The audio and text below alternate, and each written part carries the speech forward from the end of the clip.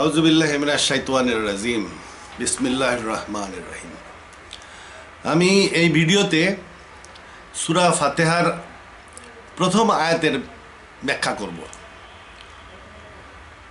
সূরা ফাতিহা কোরআনের প্রিফেস বা ফরওয়ার্ড, এটাকে উম্মুল কোরআনও বলা হয়।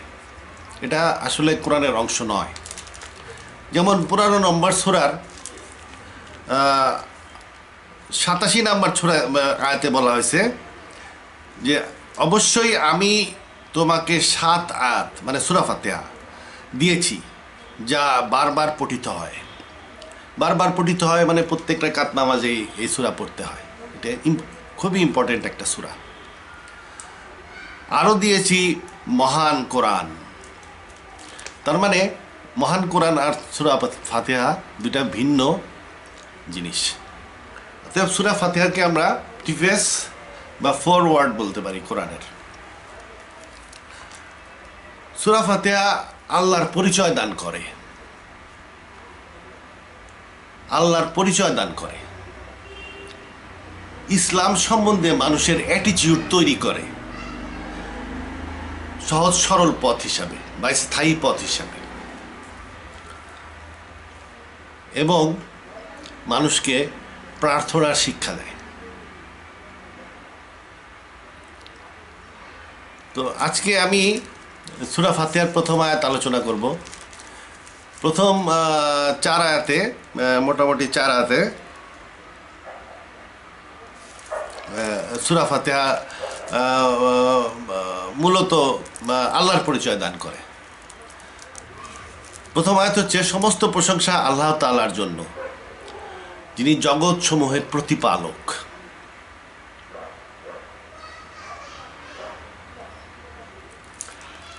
জগৎ সমূহের প্রতিপালক। জগৎ সমূহের প্রতিপালক হয় কিভাবে? জগৎ একটা ইনার্ট জিনিস। বাপ সন্তানকে প্রতিপালন করেন। সে বাবা সন্তানকে অন্ন বস্ত্র বাসস্থান দেয়, চিকিৎসা দেয়, দেখাশোনা করে, তাদের প্রতিপালন করে। কিন্তু জগৎ সমূহ তো জীবিত জিনিস না। আমি একটা বিড়ালের প্রতিপালক হইতে পারি, বিড়াল, বা আমি একটা গরু বা ছাগলের প্রতিপালক হইতে পারি।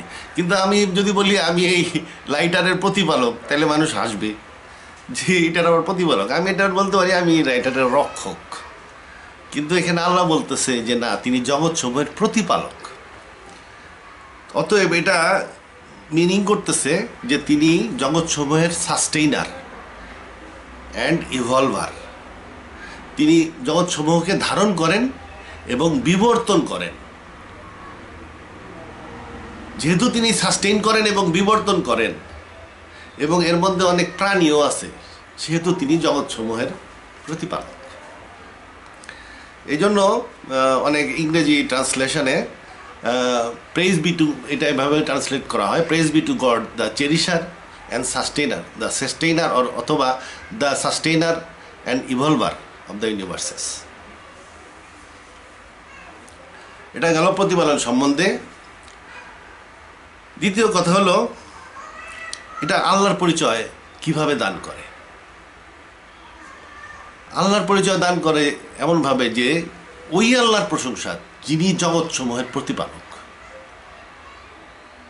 তাইলে আমরা যদি জানতে পারি যে জগৎ সমূহ বলতে এই আয়াত কি বোঝাচ্ছে এবং কিভাবে একজন আল্লাহ জগৎ সমূহের প্রতিপালক হইতে পারেন,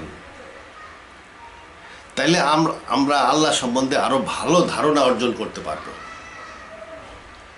এবং যখন এই উচ্চতর ধারণা অর্জন করতে পারব, তখন আমরা নিজেরাই বলবো যে সমস্ত প্রশংসা আল্লাহর। তাইলে এখানে এই আয়াতটা ভালো মতন বোঝার জন্য আমাদের জানার দরকার আছে জগৎ সমূহ বলতে কি বোঝাচ্ছে, আল্লাহ কিভাবে এই জগৎ সমূহের প্রতিপালক হইতে পারেন। এই দুইটা জিনিস খুবই ইম্পর্টেন্ট এখানে বোঝার। জগৎ সমূহ বা আলামিন। এখন জগৎ সমূহ বললে কিন্তু আবার সরাসরি মাল্টিভার্স বুঝলে হবে না, কারণ মাল্টিভার্স একটা হাইপোথিসিস, এর কোনো ডেফিনিট ডিসকভারির উপরে এটা বেস করে না। কিছু এথিস্ট সায়েন্টিস্টরা এটা এই থিসিস দিছে, হাইপোথিসিস দিছে, এথিস্ট মোটামুটি। কারণ হলো বিগ ব্যাং থিওরি, যেটা বিগ ব্যাং থিওরি কিছু ডেফিনিট ডিসকভারি আছে, দেখা যায় যে গ্যালাক্সিগুলা পিছিয়ে চলে যাচ্ছে, তার মানে এটা কোনো এককালে একত্রিত ছিল।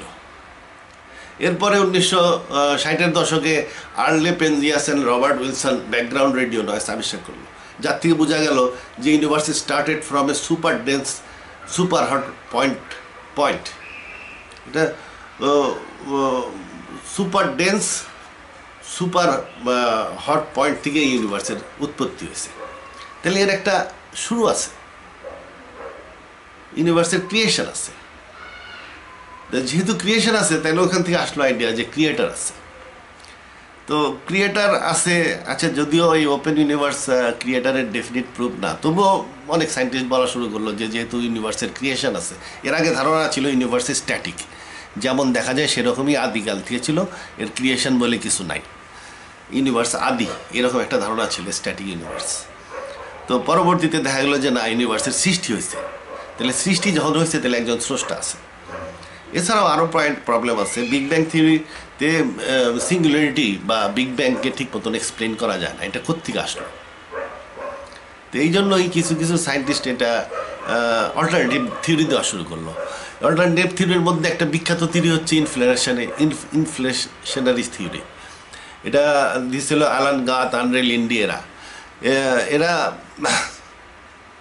একটা থিওরি দিল যে একটা স্পেসের একটা পয়েন্ট খুব এক্সপোনেনশিয়াল স্পিডে এটার এক্সপানশন হয়েছে। এই এক্সপানশনের কারণে এক ধরনের ভ্যাকুয়াম এনার্জি শক্তিতে রূপান্তরিত হয়েছে এবং বিগ ব্যাংয়ের সৃষ্টি করছে।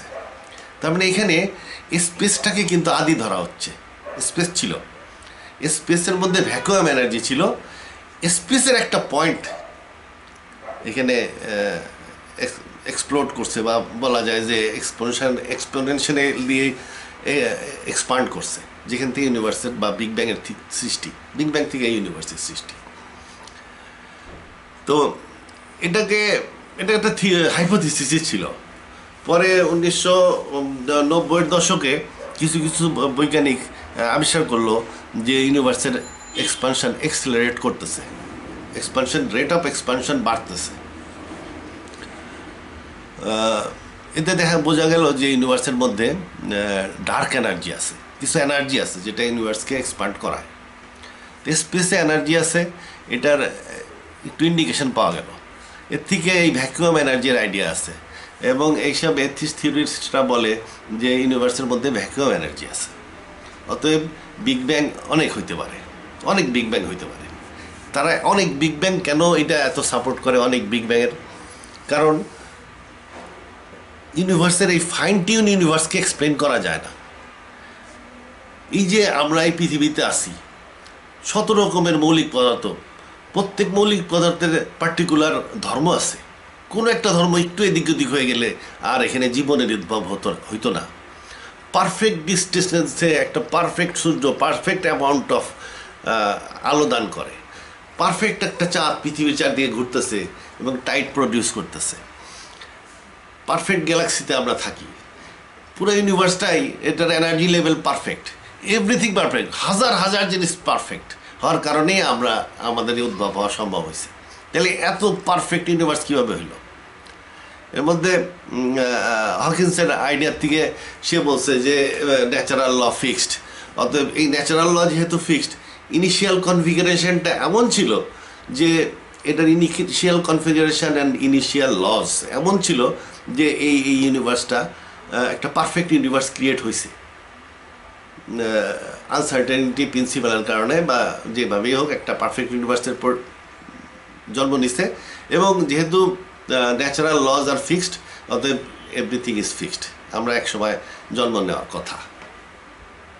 তাহলে ইনিশিয়াল কনফিগারেশন এবং পারফেক্ট ইউনিভার্স তৈরি।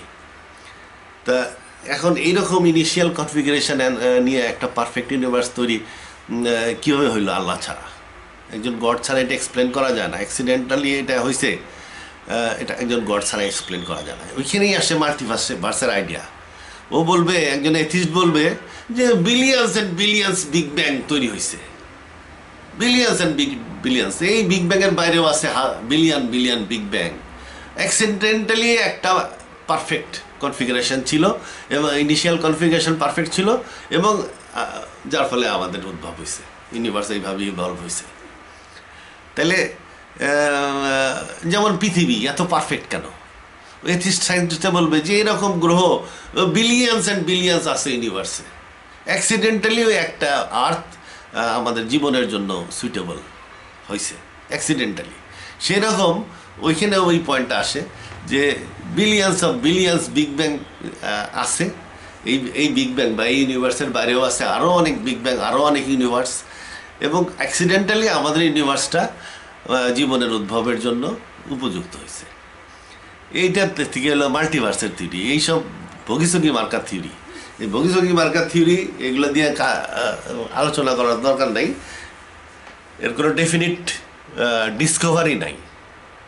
এই ইউনিভার্সের বাইরে আরও ইউনিভার্স আছে, প্রমাণ করো, ইন্ডিকেশন দাও, সাইন্টিফিক প্রুফ লাগবে।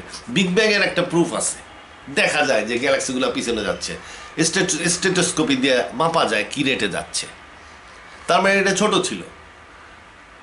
ব্যাকগ্রাউন্ড রেডিও নয়েজ আবিষ্কার হয়েছে, তার মানে এটা পয়েন্টে ছিল। Initially radiation turn into matter, matter তৈরি হলে কি হয়েছে, হাইড্রোজেন এন্ড হিলিয়াম হয়েছে, তার প্রমাণ আছে। তারপরে যখন স্মোক, প্রোটো গ্যালাক্সি, এসব সৃষ্টি হয়েছে, তারপর ওর মধ্যে স্টার তৈরি হওয়া একটা normal lodge of the nature অনুযায়ী চলবে সব কিছু। স্টার তৈরি হয়েছে, প্ল্যানেটস তৈরি হয়েছে, অন্যান্য জিনিস তৈরি হয়েছে। এটা কয়েকটা ডেফিনিট ডিসকভারির উপরে বিগ ব্যাং থিওরিটা দাঁড়ায় আছে। কিন্তু তুমি এখন যদি বলা হয় যে ঠিক আছে এরকম বিগ ব্যাং আরও আছে, তাহলে বাইরের যে বিগ ব্যাং আছে এটা দেখাইতে হবে, প্রমাণ লাগবে। Vacuum energy is not know proof. Vacuum energy থাকতে পারে, ভ্যাকুয়াম এনার্জির কথা তো কোরআন শরীফে আছে, আল্লাহ আসমান জমিনের আলো। ভ্যাকুয়াম এনার্জি আছে বলে যে এই স্পেসের, এইরকম স্পেসই এই ইউনিভার্সের বাইরে আছে এবং সেখানেও ভ্যাকুয়াম এনার্জি আছে এবং সেখানেও বিগ ব্যাংস হয়েছে, তার প্রমাণ কি? অর্থাৎ মাল্টিভার্সের আইডিয়া এই যে এথিস্টদের, অবিশ্বাসীদের একটা আইডিয়া, এই আইডিয়া কোরআন দেয় নাই। এখানে আলামিন বলতে অন্য কিছু বোঝাচ্ছে। আলামিন বলতে কি বোঝাচ্ছে, বা জগৎ সমূহ বলতে কোন কোন জগতের কথা বলতেছে কোরআন, এটা আমাদের কোরআন থেকেই জানতে হবে। আমি মন থেকে একটা বাইর করে নিলেই হবে না। জগৎ সমূহ বলতে কোন কোন জগতের কথা বলতেছে এটা আমার কোরআন থেকেই জানতে হবে। আচ্ছা, কোরআন থেকে জানার পরে তাহলে আমি এখানে তো সাইন্টিফিক এক্সপ্লেনেশন দিচ্ছি। আমি যদি কোরআন থেকেই জানলাম ডাইরেক্টলি এবং আর যদি কোনো অ্যানালাইসিস না করলাম, তাহলে এটা সাইন্টিফিক এক্সপ্লেনেশনের অর্থ কী আছে? আমি কিছু জিনিস জানি, কিছু জিনিস জানি না। যে জিনিসটা জানি সেই জিনিসটার সাথে যদি না জানা জিনিসগুলা ম্যাচিং করে, তাইলে বুঝতে পারবো যে না জানা জিনিসগুলাও বাস্তবতা থাকতে পারে, কিছুটা এটা রিয়েলিটি আছে। যেমন উদাহরণ দিই, আমি জানি জিন আছে, কোরআন শরীফ থেকে জানি জিন আছে, জিন বলে একটা জিনিস আছে, জিন আর ইনসান, আমরা হলো ইনসান। তাইলে এই জিনটা কি এই ইউনিভার্সের সাথে ম্যাচিং করে? জিনটা ইউনিভার্সের সাথে ম্যাচিং করে কি না আমি এটা জানবো, জিনের সাইন্টিফিক এক্সপ্লেনেশন আমার দিতে হবে। তো এটা আমি কি করলাম, তাহলে আমি কোরআন শরীফে আরও দেখলাম জিন কেমনে তৈরি হয়েছে। আল্লাহ বলতেছে জিনরে আমি ফায়ার অফ হোল থেকে তৈরি করছি। এটাকে ফায়ার অফ স্কর্চিং উইন্ড বলা হয়, কিন্তু স্কর্চিং উইন্ড ডেভিয়েটেড একটা ট্রান্সলেশন। স্টেট ডিকশনারি মিনিং সুবমি মানে হচ্ছে হোল। ডিকশনারি মিনিং অনুযায়ী যদি যাওয়া যায় তাহলে বলতে হবে fire of hole. And fire of hole বলতে এখানে ব্ল্যাক হোল বোঝাচ্ছে, এবং আমরা জানি যে থিওরিটিক্যালি ব্ল্যাক হোল হলো ডিপো অফ অ্যান্টিম্যাটার। তাইলে জিন অ্যান্টিম্যাটারের তৈরি হইতে পারে। অ্যান্টিম্যাটারের তৈরি কোরআন শরীফ ইন্ডিকেট করতেছে যে জিনরা অ্যান্টিম্যাটারের তৈরি। আরও অনেকগুলো আয়াত আছে যে থেকে আমি আমার তফসিল পড়লে বুঝতে পারবেন যে এটাতে স্পষ্ট বোঝা যায় যে জিনরা অ্যান্টি ক্রিয়েচার্স, অ্যান্টিম্যাটারের তৈরি। যদিও আল্লাহ তাদেরকে কিছু কিছু ক্ষমতা দিছে, তারা আমাদেরকে দেখতে পারে, আমরা তাদেরকে দেখি না, কিন্তু ইন্টারেক্ট করতে পারে না। ম্যাটার আর অ্যান্টি ম্যাটার একটা আর একটার কাছে সেন্সিবল না। আমরা ব্যারিয়নিক ম্যাটার বা অর্ডিনারি ম্যাটারের তৈরি, জিনরা অ্যান্টি ম্যাটারের তৈরি। ইউনিভার্সের মধ্যে অনেক অ্যান্টি ম্যাটার আছে, এটা এখন পরীক্ষিত যে প্রচুর পরিমাণে এটার অ্যান্টি ম্যাটারের অ্যান্টি পার্টিকেলের কিছু কিছু আবিষ্কারও হয়েছে, যার ফলে এটা ডেফিনিট ডিসকভারি দ্বারা প্রমাণিত যে ইউনিভার্সে প্রচুর অ্যান্টি ম্যাটার আছে। থিওরিটিক্যালি দেখা যায় ইউনিভার্সে ডার্ক ম্যাটারের পরিমাণ ম্যাটারের চেয়ে 5 গুণ বেশি। যেহেতু ডার্ক ম্যাটার আছে প্রচুর পরিমাণে ইউনিভার্সে, সেহেতু ইউনিভার্সটা দুইটা এক ইউনিভার্সের মধ্যে আসলে দুইটা ডাইমেনশন আছে, একটা ইউনিভার্স একটা অ্যান্টি ইউনিভার্স। আমাদের গ্যালাক্সির সাথেই আছে প্রায় 5 থেকে 10 গুণ বেশি ডার্ক ম্যাটার আছে আমাদের গ্যালাক্সিতে, মিল্কি ওয়ে গ্যালাক্সিতে 5 থেকে 10 গুণ বেশি ডার্ক ম্যাটার আছে। এবং ম্যাটার, এই আমাদের ম্যাটার বা ব্যারিয়নিক ম্যাটার এবং ডার্ক ম্যাটার একই গ্যালাক্সি, একই গ্র্যাভিটেশনাল ফোর্স দ্বারা আবদ্ধ, যার ফলে এটাকে বলা যায় যে একটা 2 in 1 গ্যালাক্সি। একটা হলো গ্যালাক্সি, একটা অ্যান্টি গ্যালাক্সি। গ্যালাক্সির প্রাণী আমরা, অ্যান্টি গ্যালাক্সির প্রাণী জিনরা। জিনদের সাথে আরও তাদের সাপোর্টিং ক্রিয়েচার্স তো থাকতে পারে, অ্যান্টি ক্রিয়েচার্স তো থাকতে পারে। এটা সায়েন্টিস্টরাও প্রিডিক্ট করে যে হকিন্সের বইতে যেমন আছে, if you meet your anti self, do not shake hand, you would be destroyed through a great flash of light. তো যাই হোক,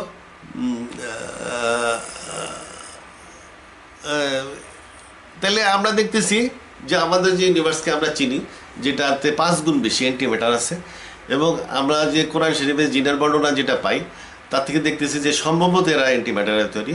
অতএব অ্যান্টি ম্যাটারের তৈরি জিন থাকার সম্ভাবনা 5 গুণ বেশি। আমরা যদি থাকতে পারি তাইলে 5 গুণ বেশি ডার্ক ম্যাটার আছে, অতএব জিনদের থাকার সম্ভাবনা আমাদের থাকার সম্ভাবনার চাইতে 5 গুণ বেশি। তো এইভাবে আমরা দেখতে পারি যে ফিট ইন করে কিনা, আমরা যা জানি তার সাথে অজানা জিনিসটা ফিট ইন করে কিনা। যদি ফিট ইন করে তাহলে বুঝলাম যে আমরা ডেফিনিট আইডিয়া পাইলাম, গ্রেটার আইডিয়া পাইলাম। তো আমি এই আইডিয়া কোরআন শরীফের কি বলছে জগৎসমূহ সম্বন্ধে সেটা আলোচনা করব। আলোচনা করার সম্বন্ধে পূর্বে সুফিদের ব্যাপারে কিছু আইডিয়া আছে, সুফিদের আইডিয়াটাও কিছুটা আলোচনা করে নেওয়া দরকার, কারণ নাইলে অনেকের কনফিউশন থেকে যাবে যে আরে আলম বলতে তো আমরা অন্য জিনিস জানি, এখানে তো আলম বলতে ম্যাটেরিয়াল ওয়ার্ল্ড বলাচ্ছে, যেমন এই যে আমরা যে মহাবিশ্ব থাকি এটা একটা আলম। তাই আমি আগে সুফিদের আইডিয়াটা এখানে আলোচনা করতে চাই। আমি এই জন্য আমার পাওয়ার পয়েন্টের একটু সাহায্য নিত।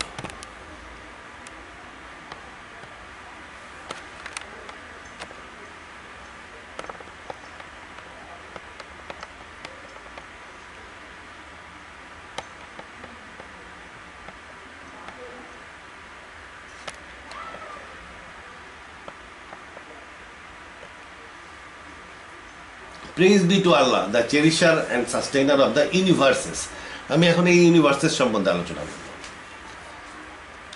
আলামিন, সুফিদের আইডিয়া আলামিন সম্বন্ধে। সুফিদের আইডিয়াতে প্রথম হলো হাহুত। এই হাহুত এটা একটা আলম বলে তারা, এবং এই আলমে অনলি আল্লাহ ছিলেন, আল্লাহ ছাড়া আর কারো জিকির এখানে করা হয় না। হাহুত। তারপরে হলো ইয়াহুত, এখানে নূর মোহাম্মদীর আইডিয়াটা আসে। এখানে দেখেন অনলি আল্লাহ, তারপরে নূর মোহাম্মদ। নূর মোহাম্মদ কী জিনিস আমরা জানি যে এই ইউনিভার্সে at the beginning of creation, at the big bang radiation turned into matter, মানে আলো পদার্থে রূপান্তরিত হয়েছিল। তাহলে সেই আলোটা কোন আলো? এই আলোটা এই নূর মোহাম্মদ বলা যায়। আল্লাহ আলো দিছিলেন বা আলো সৃষ্টি করছিলেন, বা আল্লাহ আলো নিজের থেকে দিছিলেন, এবং সেই আলোকে রূপান্তরিত করে উনি ইউনিভার্সে পরিণত করছেন, মহাবিশ্বের আকৃতি দান করছেন। তা এটাকে ইয়াহুদ, তাহলে এটাকে সৃষ্টির পর্যায়েও মনে হচ্ছে আপাতত, তবে এটাকে আলম বলে। হাহুতে শুধু আল্লাহর অস্তিত্বই আছে, এরপরে ইয়াহুতে নূর মোহাম্মদী আসতেছে, তারপরে তারা রাহুত বলে। রাহুতে এখানে রুহুর অস্তিত্ব আছে, বিভিন্ন প্রকারের রুহ এখানে আসলো। রাহুত। এরপরে হলো জাবরুত, দ্যাট কানেক্টস। জাবরুতটা যোগাযোগ করে। এখন এখানে যেহেতু এটা সুফি আইডিয়া অ্যাবাউট আলামিন, সুফি আইডিয়া অ্যাবাউট আলামিন, এখানে জাবরুত দ্যাট কানেক্টস বলতে আসলে এটা সুফি তারাক্কির জন্য বা মানে আধ্যাত্মিক উন্নতির জন্য এই আইডিয়াটা, এই আলমের আইডিয়াটা মেনলি দেওয়া, ওই লাইনে দেওয়া, আধ্যাত্মিক উন্নতির লাইনে দেওয়া। যার ফলে এই কানেক্টারটা বলতে মোটামুটি বোঝাচ্ছে এই রাহুত, ইয়াহুত এবং হারুতের সাথে যে কানেক্টিং সিস্টেম, এইটা এই কানেক্টার্স বলা হয়। এখানে কানেক্ট অন্য কিছু হইতে পারে, দ্যাট কানেক্টস।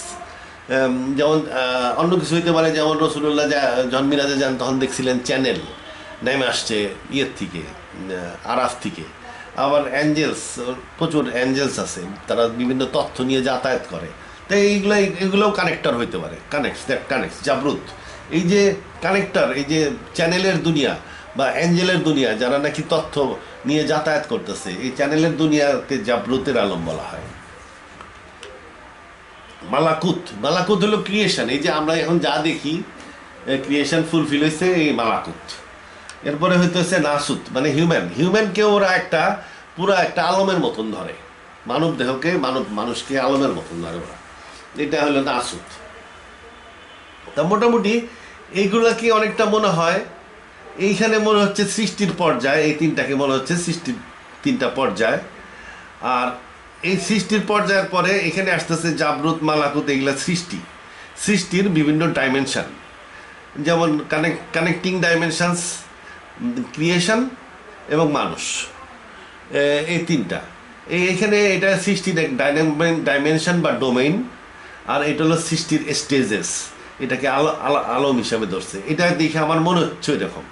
বিস্তারিত যারা সুফি তারা জানে, আমি এত জানি না। তবে এরা সুফি আইডিওলজির যেহেতু এই আলামিন, সেহেতু এটা সুফিদের শিক্ষার থেকে আসছে।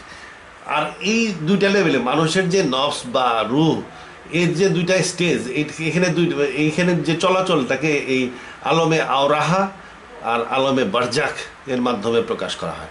আলমে আওরাহা বলতে মূলত তারা বোঝায় আমরা এই পৃথিবীতে আসার আগে যেখানে ছিলাম, আর আলমে বরজাখ বলতে বোঝায় আমরা মরার পরে যেখানে যাব। তার মানে আমরা আসছি আওরাহা থেকে, আলমে আওরাহাত থেকে যাচ্ছি আলমে বারজাখে। এটা সুফিদের সুফিদের উপরে যদি এই আলম সম্বন্ধে জানতে হলে সুফির উপরে আরও স্টাডি করতে হবে, জানতে ইচ্ছা করে করতে পারেন। এছাড়াও এই যে আলমগুলা, এর মধ্যে যে ক্রিয়েচার্স আছে তার সংখ্যা প্রায় 18,000 মখলুকাত আছে। এটা হলো সুফি আইডিয়া। সুফি আইডিয়া কিন্তু কোরআনের অত ডেলিভারেটলি নাই, কোরআনে এটা ডেলিভারেটলি নাই। আমি এটা ডেলিভারেটলি আলোচনা করব না, আমার আলোচনা হলো কোরআনের মধ্যে সীমাবদ্ধ। তাহলে আমি কোরআনের মাধ্যমে যাব যে কোরআনে কি কি মহাবিশ্বের কথা বা ইউনিভার্সের কথা বলা হয়েছে। ইউনিভার্সেস, আলামিন, সামাওয়াত। কোরআনে আমরা একটা জিনিস পাই সামাওয়াত, অথবা এই একই জিনিসকে বলা হয় সামাওয়াত আল আর্থ বা ইউনিভার্স। আমরা যে ইউনিভার্সে আছি এই ইউনিভার্সকেই বলা হয় সামাওয়াত বা আকাশমণ্ডলী। 7 স্তর আসমান, 7 স্তর আসমান, 7 স্তর ভর্তি হলো গ্যালাক্সি। কারণ আল্লাহ কি করছিলেন, প্রথমে ধোঁয়া ছিল, তারপরে আসমান এবং জমিনকে বললেন আসো, এবং তারপরে বললেন এটাকে 7 স্তর আসমানে সজ্জিত করলেন। এটা কোরআনের আয়াত। ধোঁয়া ছিল, অতঃপর আল্লাহ আসমান জমিনকে বললেন আসো, অতঃপর তিনি এটাকে 7 স্তরে সজ্জিত করলেন। তার মানে এই যে ধোঁয়া এবং ধোঁয়া এবং জমিন, এইটাকেই তিনি ছড়াই দিয়েছেন 7 আসমানে। ধোঁয়া এবং জমিন 7 স্তর আসমানে ছড়াই দেওয়া মানে হলো 7 স্তর আসমানই ভর্তি হলো গ্যালাক্সিস। প্রায় 170 বিলিয়ন গ্যালাক্সিস ভিজিবল ইউনিভার্সে আছে। এই গ্যালাক্সিগুলো 7 স্তর আসমানে ছড়ানো। তাহলে এই সামাওয়াত বা আমরা যে ইউনিভার্সে আছি সেই ইউনিভার্সটাকে বলা হয়, এই ইউনিভার্সটায় আমরা থাকি, এটা ভর্তি, এটার স্পেস 7টা ওয়েবে বা 7টা তরঙ্গের আকারে বিন্যস্ত, এবং প্রত্যেক তরঙ্গ বা প্রত্যেক আকাশেই আছে প্রচুর গ্যালাক্সি, এবং আমরা যে গ্যালাক্সিতে আছি তার নাম মিল্কি ওয়ে গ্যালাক্সি। তা আমি এখানে মনে করলাম এটাই সামাওয়াত। এখানে দেখাইলাম এটা সামাওয়াত, এটাই 7 স্তর আসমান সামাওয়াত। আর কি আছে? জান্নাত। কোরআনে আমরা আর একটা ইউনিভার্সের তত্ত্ব পাই, এটা হলো জান্নাত। সাতে স্তর সামাওয়াত, সাতে স্তর সামাওয়াত আর 8 স্তর জান্নাত। এই জান্নাতটা আলাদা আলম বা আলাদা জগৎ। কেন? কোরআন বলছে এটা আলাদা জগৎ। কিভাবে বলছে? এইভাবে, be quick in the race for the forgiveness from your lord and for a জান্নাত whose width is that of the skies and land. মানে আসমান জমিনের সমান চওড়া এটা, এই জান্নাতটা।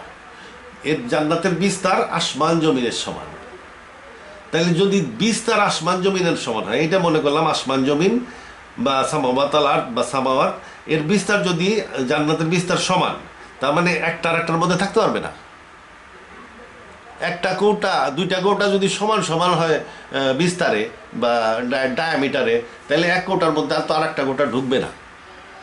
কোটার একটা কোটা ছোট হইতে হবে, তাইলে না ঢুকবে, কিন্তু ছোট না, বিস্তার সমান। আল্লাহ বলতেছে যে সামাওয়াতের বিস্তার আর জান্নাতের বিস্তার সমান, বিস্তার সমান। অতএব এই জান্নাত আলাদা জগৎ, জান্নাতটা আলাদা জগৎ, এই জগতের মধ্যে না। এই জগতের মধ্যে না থাকা মানে এটা আলাদা জগৎ। এই জগৎটা, এই সামাওয়াতটা সৃষ্টি হয়েছে কিভাবে?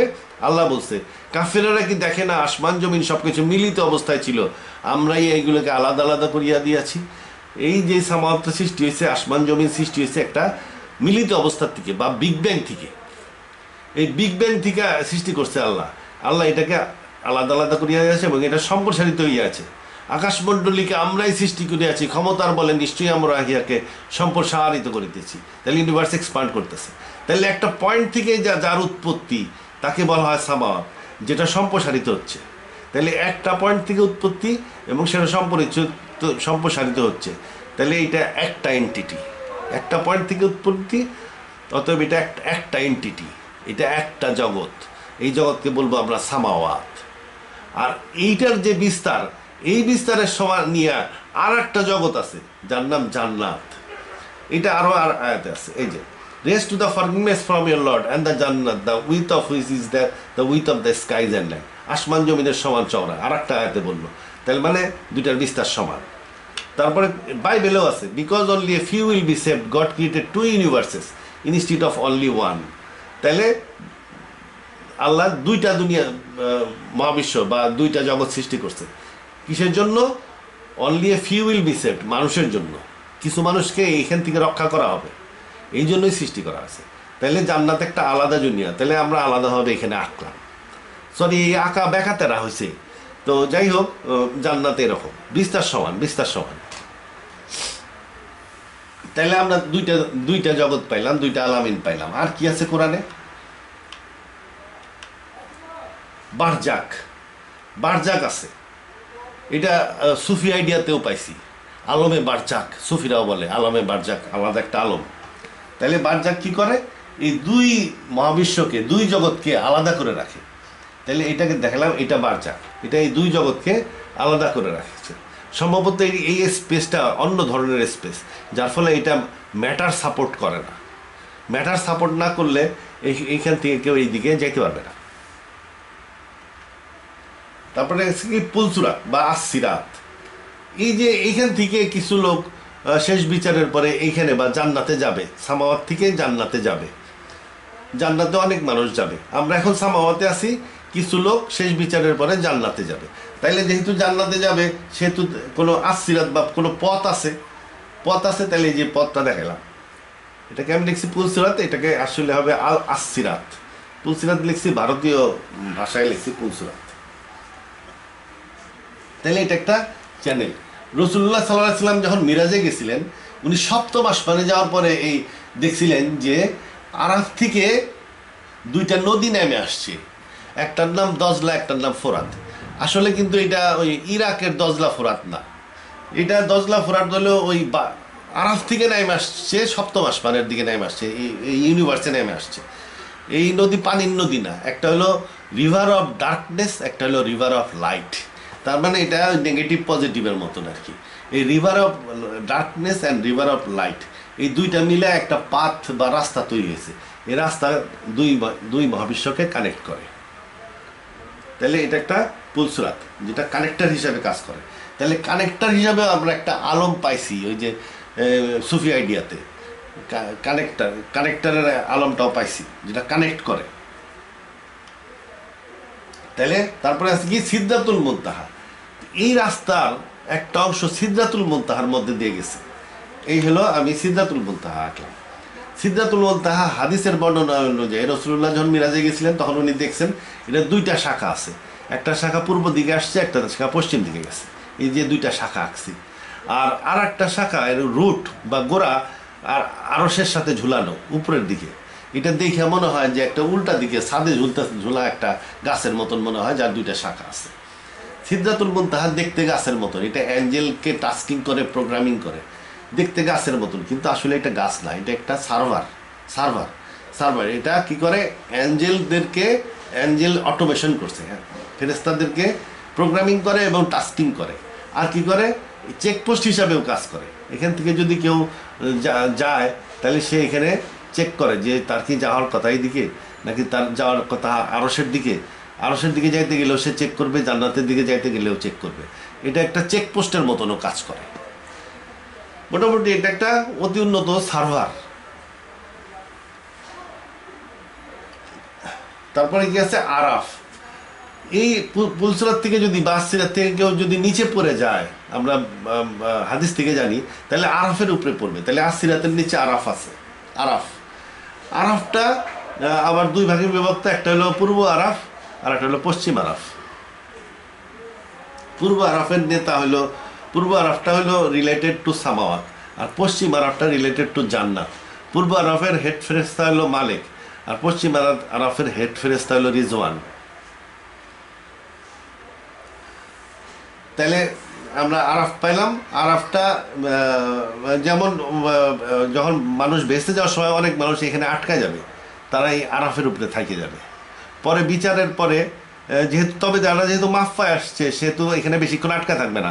বিচার শেষে আল্লাহ লৌহ মাহফুজের মাধ্যমে কমান্ড দিয়ে দিবে, এবং এই কমান্ডের কারণে এই আসসিরাত এদেরকে এই ছাড়ি দিবে, এরা তখন আবার জান্নাতে চলে যাবে।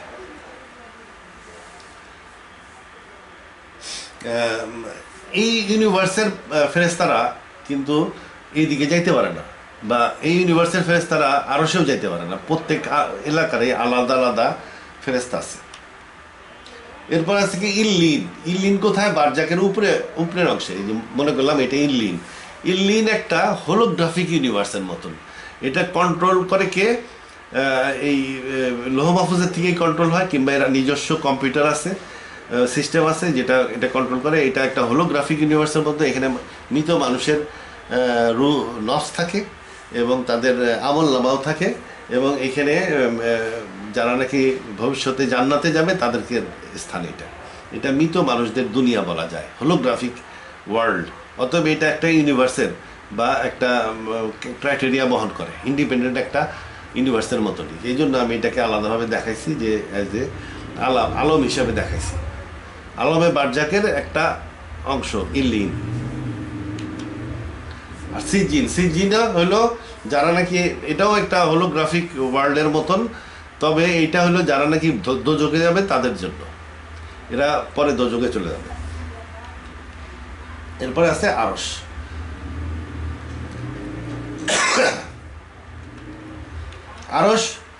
আরশের মধ্যে আছে পেন, লোহ মানে ডিস্ক, আর আছে মাদার অফ দ্য বুক মানে মাদারবোর্ড।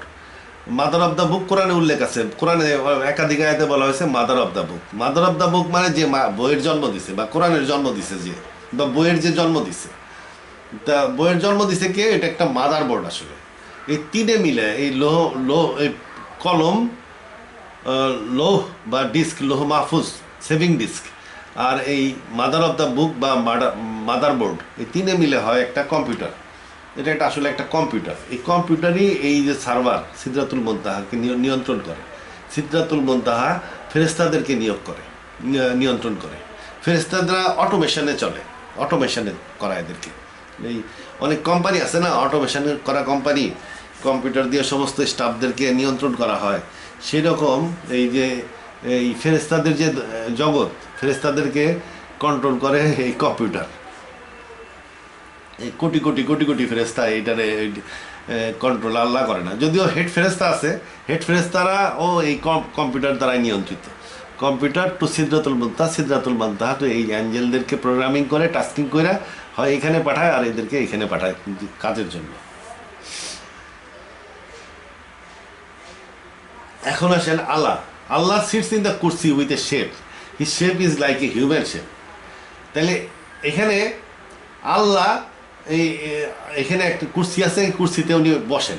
তাহলে আল্লাহর যেহেতু একটা কুরসি আছে, যেহেতু তার একটা কুরসি আছে, যার কুরসি আছে তার আকৃতিও আছে, শেপ আছে। যার কুরসি আছে তার শেপও আছে। তাহলে এই কুরসিটা কোথায়? কুরসি হলো এই আরশে আছে। যেহেতু আরশে আল্লাহর কুরসি আছে, সেহেতু আল্লাহর শেপ আছে। এবং তার আকৃতি দেখতে মানুষের আকৃতির মতো। এটা কেন আমি লিখছি? এটা লিখছি একটা বিশেষ আয়াতের কারণে, এটা আমি আসতেছি। এটা বাইবেলে উল্লেখ আছে। And Elohim created the man in his own image, নিজের আকৃতিতে মানুষ সৃষ্টি করছে। In the image of Elohim he created him, he created the male and female. তার মানে কি? আল্লাহ নিজের আকৃতিতে মানুষ সৃষ্টি করছে। তাহলে আল্লাহ দেখতে কেমন? মানুষের মতন। এটা বাইবেল অনুযায়ী। এবং বাইবেল আল্লাহ বিশ্বাস করতে বলছে। অবশ্য আল্লাহ বলছে যে বাইবেলের অনেক কিছু বিকৃত হয়ে গেছে, কিন্তু বিকৃত হয়ে গেলেও এটার মধ্যে আর কি বিকৃত হবে? মূল কথা যদি ধরি, আমি এই ওয়ার্ডগুলারে বাদে দিলাম। মূল কথা কি?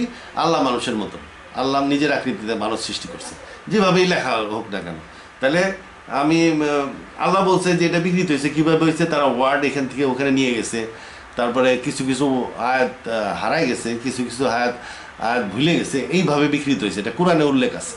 তাহলে আমি ধরে নিলাম কিছু কিছু আয়াত হারাই গেছে, তাহলে এটা হারায় নেই। কিছু কিছু আয়াত মিসপ্লেস হয়েছে, এক জায়গার থেকে আরেক জায়গায় বসে গেছে। এটার এক জায়গার থেকে আরেক জায়গায় বসে গেলেও আমার কিছু যায় আসে না, কারণ হলো আমি এটা ইন্ডিপেন্ডেন্ট আয়াত হিসাবে এটাকে বিবেচনা করতেছি, এটা কনটেক্সটে বিবেচনা করতেছি না। 3 নাম্বার কি? এটার অনেক ওয়ার্ড মিসপ্লেস হয়েছে। মিসপ্লেস হোক, 50% ওয়ার্ড চলে যাক, আমার কিছু যায় আসে না। আমার এখানে মূল বার্তাটা কি? আল্লাহ নিজ আকৃতিতে মানুষ সৃষ্টি করছে, ওয়ার্ড যাই হোক না কেন। তাহলে এই বাইবেলের আয়াত অনুযায়ী আমি পাইলাম আল্লাহ নিজ আকৃতিতে মানুষ সৃষ্টি করছে, এবং আল্লাহ বলছে বাইবেল বিশ্বাস করো, কোরআনে বলছে বাইবেল বিশ্বাস করতে। অবশ্যই এখানে একটা কথা আছে, বা এমনি হুজুররা বলে যে আল্লাহকে নিয়ে চিন্তা করা ঠিক না, আল্লাহর চেহারা কোরআন শিবে উল্লেখ আছে। কোরআন শিবে উল্লেখ আছে, যেমন এই যে দেখেন, the Quran talks about his face, hands, legs etcetera. আল্লাহর ফেসের উল্লেখ আছে, হাতের উল্লেখ আছে, পায়ের উল্লেখ আছে কোরআন শিবে। কিন্তু হুজুররা বলবে যে আল্লাহর ফেস কেমন? আল্লাহর ফেস আল্লাহর মতন, এটা নিয়ে চিন্তা করবা না, চিন্তা করতে নিষেধ করে। আল্লাহর হাত কেমন? আল্লাহর হাত আল্লাহর মতন, এটা নিয়ে চিন্তা করার কোনো দরকার নেই। তারপরে বলবে যে আল্লাহর পা আল্লাহর মতন, এটা নিয়ে চিন্তা করার কোনো দরকার নেই। তাইলে এই যে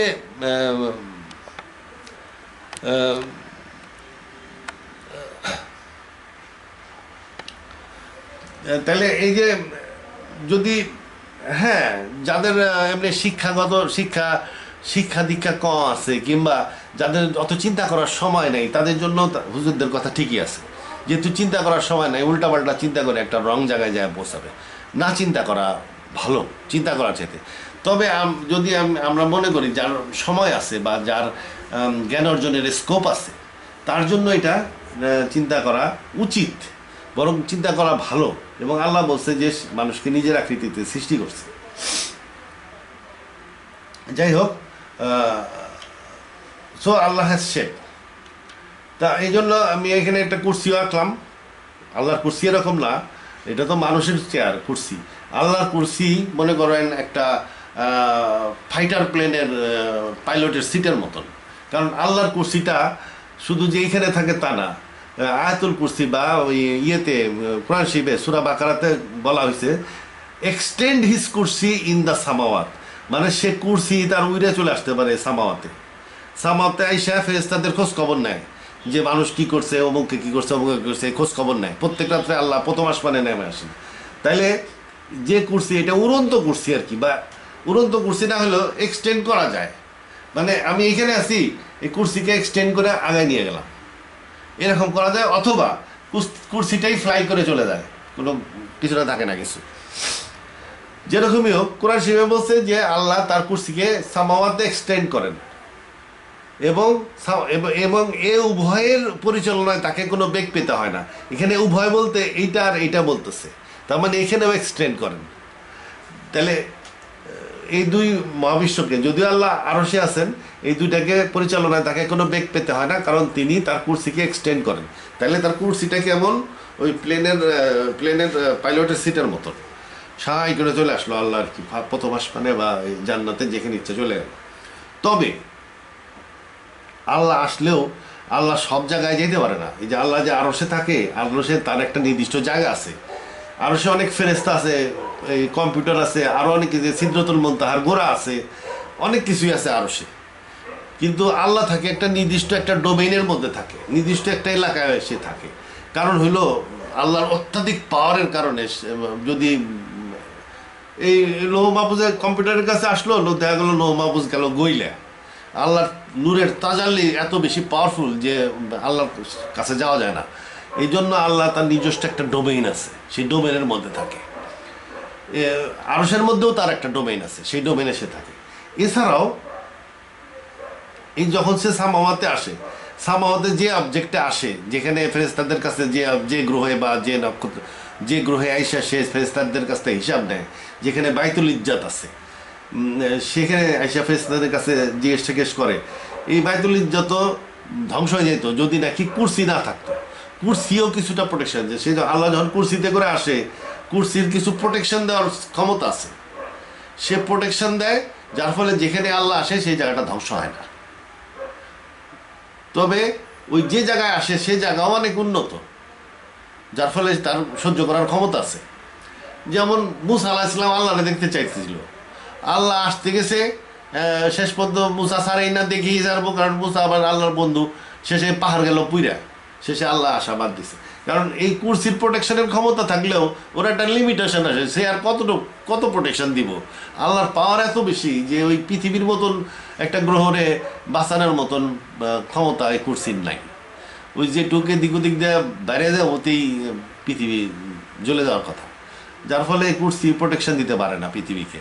তবে বাইতুল ইজ্জত যেখানে আছে সেই গ্রহটা নিশ্চয়ই অনেক উন্নত, কুরসি যা প্রোটেকশন দেয় আর ওই গ্রহটা উন্নত, গ্রহটার যা অবস্থা তাতে মিলায় টিলায় আল্লাহ ওখানে আসতে পারে। আল্লাহ সব জায়গায় আসতে পারে না, আসলে তার নূরের তাজাল্লিতে ধ্বংস হয়ে যাবে। যাই হোক, এখানে একটা কথা আছে, আল্লাহ নূরের তাজাল্লির কারণে আসে না, তবে আল্লাহর নফসের ক্ষমতা এত বেশি যে আল্লাহ নূরকে তার ভিতরে নিয়ে নিতে পারেন এবং একটা সাধারণ মানুষের মতনও আসতে পারেন। এটা হাদিসে আছে যে কিয়ামতের দিন হাসরের মাঠে আল্লাহ সাধারণ মানুষের আকৃতিতে প্রথমে আসবেন, কিন্তু মানুষ তাকে আল্লাহ হিসাবে স্বীকার করবেন না। তারপরে উনি কুরসি সহ এবং ওই ফরমালি একদম প্রথমে ফেরেশতারা আসবে বিভিন্ন আসমানের, তারপরে ফরমালি আল্লাহ হিসাবে আসবেন জাকজমকের সাথে, কিন্তু তার আগে আল্লাহ একটা সাধারণ মানুষের মতন আসবেন। তার মানে আল্লাহর আসার ক্ষমতা আছে। এটা নিয়ে আমি আরও আলোচনা করব। আল্লাহর আসার ক্ষমতা থাকলেও আমার মনে হয় না সব সময় আছে, এটা না, এখন নাই, এখন এই ক্ষমতা নাই। এখন আসলে ইউনিভার্স উল্টাপাল্টা হয়ে যাবে।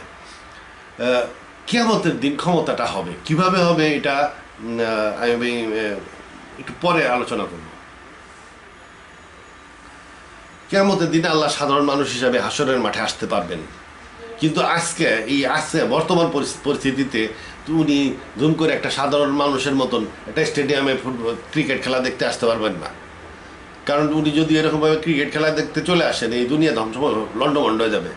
উনি ব্যস্ত, উনি মহাবিশ্বকে সাস্টেনারের ইউনিভার্স, বিশাল বিশাল মহাবিশ্ব, এই যে মহাবিশ্ব, এটার এক প্রান্ত থেকে অন্য প্রান্ত দূরত্ব প্রায় বিলিয়ন 26 বিলিয়ন বা 28 billion years light years, 28 billion light years minimum এটার বিস্তার।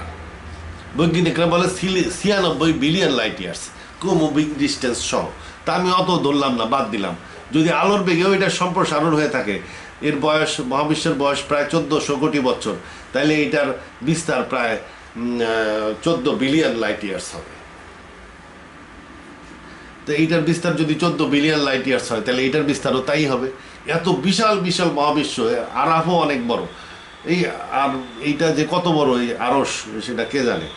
তাহলে এত বড় বড় মহাবিশ্ব আল্লাহ সাস্টেইন করতেছেন, রিভলভ করতেছে। উনি ফট করে সাধারণ একটা মানুষের মতন একটা স্টেডিয়ামে এসে ক্রিকেট খেলা দেখতে আসবেন, এটা এই অবস্থায় সম্ভব কিনা আমার সন্দেহ আছে, এবং সন্দেহ আছে, এবং এটা কেন সন্দেহটা এটা আমি পরবর্তীতে আলোচনা করবো।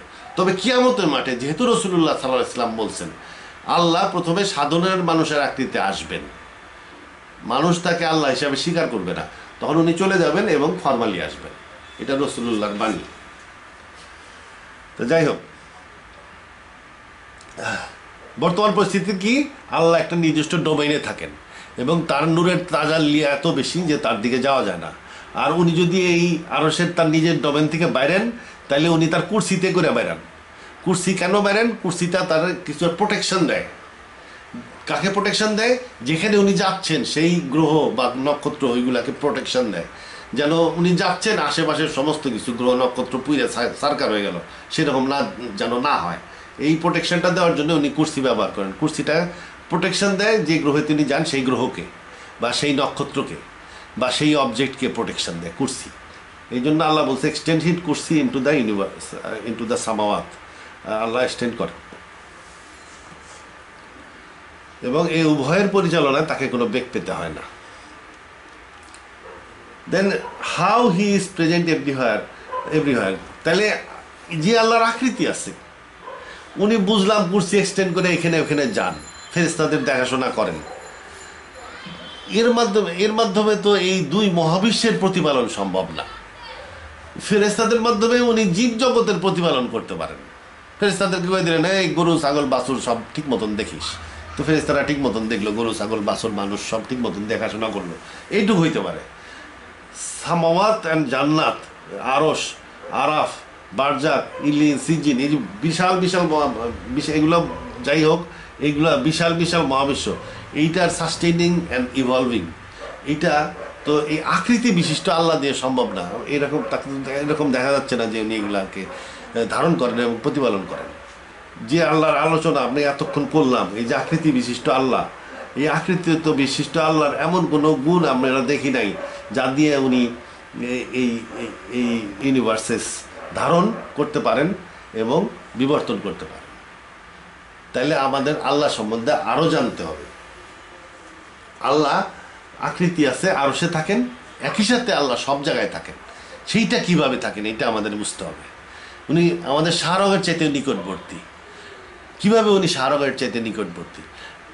কোরআন শরীফে আছে যদি তিনজন লোক কথা বলে, চতুর্থ জন হয় আল্লাহ, তিনি তাদের সমস্ত কথা শুনেন, তিনি সব শুনেন, সব দেখেন, তিনি সর্বস্থানে বিরাজমান। কিভাবে? আকৃতি বিশিষ্ট একজন আল্লাহ কিভাবে সর্বস্থানে বিরাজমান, এইটা যদি আমাদের বুঝতে হয়, তাহলে আমাদের আত্মা সম্বন্ধে কিছু আইডিয়া থাকতে হবে। তাহলে আমি পরবর্তীতে আত্মা সম্বন্ধে একটু আলোচনা করব। তাহলে আমরা এতক্ষণ আলম সম্বন্ধে আলোচনা করলাম, আলম ইউনিভার্সের সম্বন্ধে আলোচনা করব। এখন আমরা আত্মা সম্বন্ধে আলোচনা করব। কেন? এই আত্মা সম্বন্ধে আলোচনা করার উদ্দেশ্য হলো যেন আমরা বুঝতে পারি কিভাবে আল্লাহ এই দুই ইউনিভার্স বা দুই ইউনিভার্সের বেশি যত ইউনিভার্স আছে, এই আলামিন জগৎসমূহে কিভাবে ধারণ করেন এবং বিবর্তন করেন, কিভাবে তিনি এদের প্রতিপালন। আত্মা কি? They ask thee concerning the রু, সে দ্য রু is command of my lord. তাহলে আত্মা হইতেছে কমান্ড, আল্লাহর আদেশ বিশেষ। Of knowledge it is only a little that is communicated to you. তাহলে আল্লাহর আদেশ বিশেষ। আমরা প্রকৃতিতে অনেক জিনিস দেখি যেগুলো আদেশের মতন কাজ করে, যেমন নাকি এই যে পৃথিবীর একটা বিরাট ম্যাগনেটিক ফিল্ড আছে। এই ম্যাগনেটিক ফিল্ড একটা আদেশের মতন কাজ করে। কীরকম আদেশ?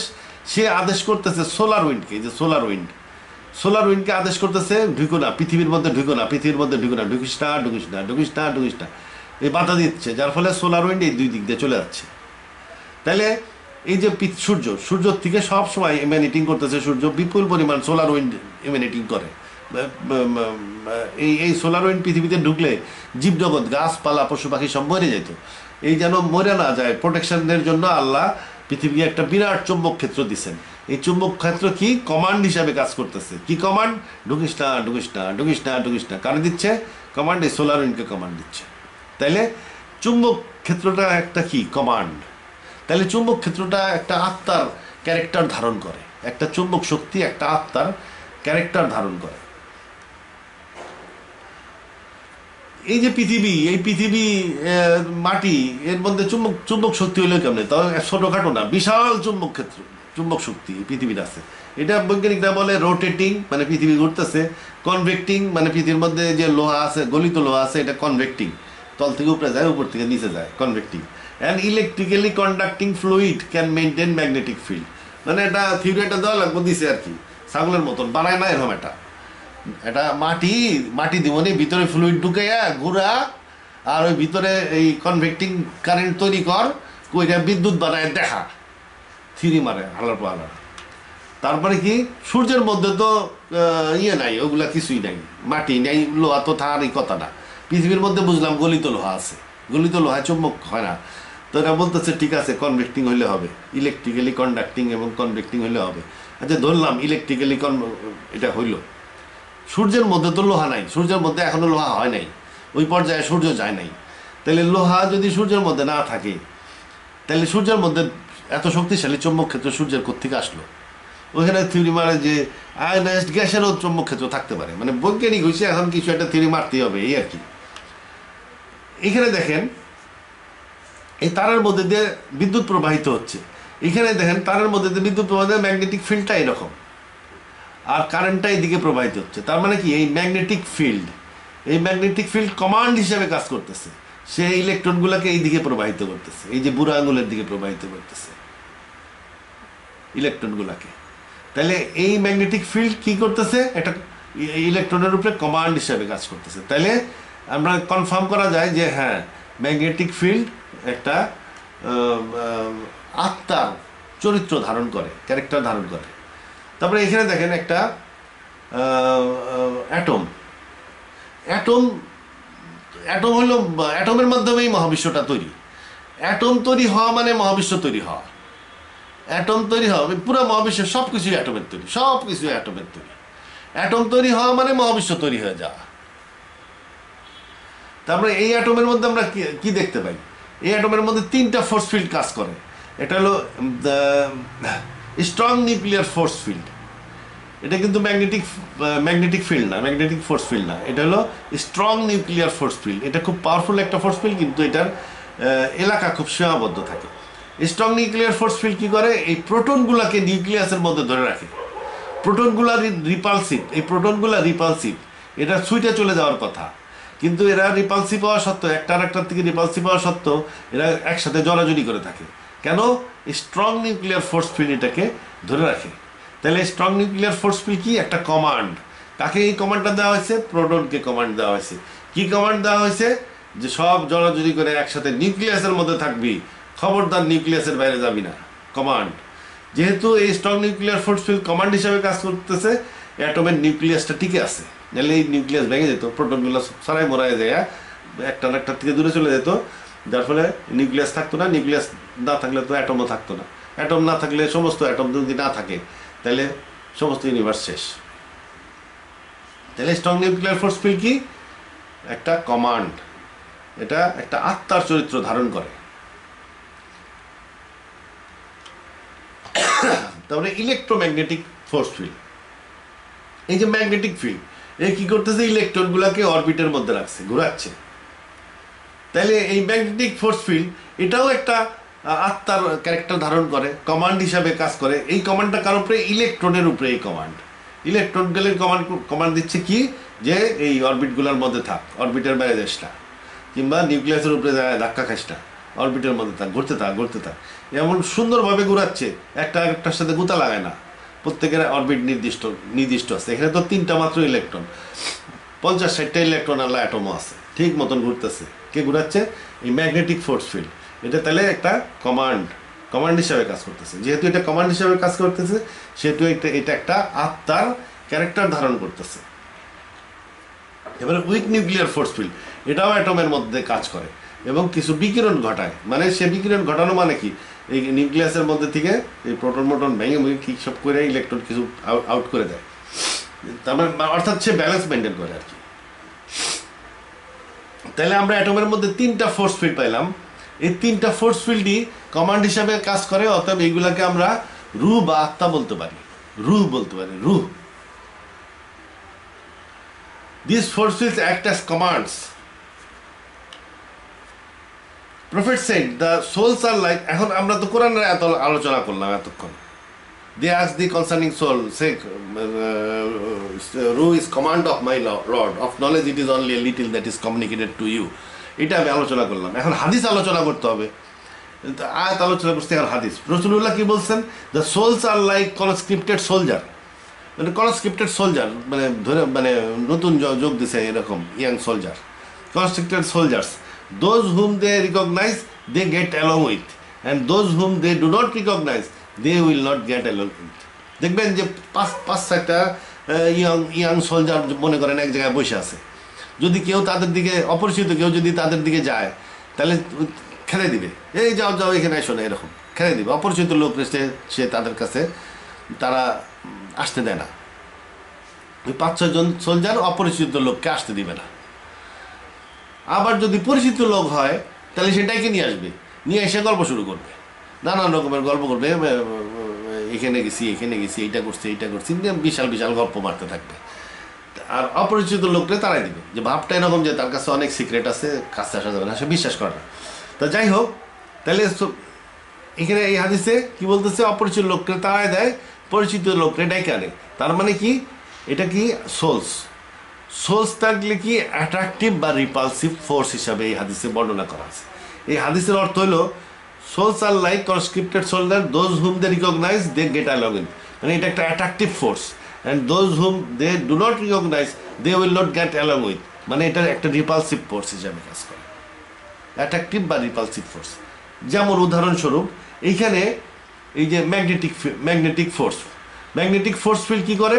ইলেকট্রনকে চেনে, সে ইলেকট্রনকে ধৈর্য ঘুরাচ্ছে, কারণ সে ইলেকট্রনকে চেনে, সে প্রোটনকে চিনে না, এই জন্য প্রোটনকে সে ডিস্টার্ব করে না।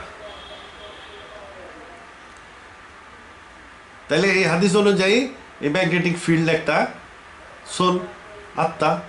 তারপরে স্ট্রং নিউক্লিয়ার ফোর্স ফিল্ড, এ কী করে?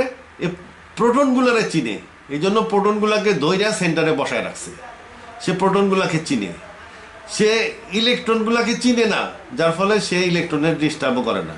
ইলেকট্রনগুলোকে যদি চিনতো তাহলে ইলেকট্রনগুলোকেও এর মধ্যে টান দিয়ে নিয়ে বসাইতো, কারণ এই স্ট্রং নিউক্লিয়ার ফোর্স ফিল্ড অনেক পাওয়ারফুল ফোর্স ফিল্ড, এর টান দিয়ে নিয়ে এর মধ্যে বসাইতো, অ্যাটমের কাম সারা, অ্যাটম শেষ। তাইলে সে কী করে? ইলেকট্রনকে সে চিনে না, যার ফলে সে ডিস্টার্ব করে না।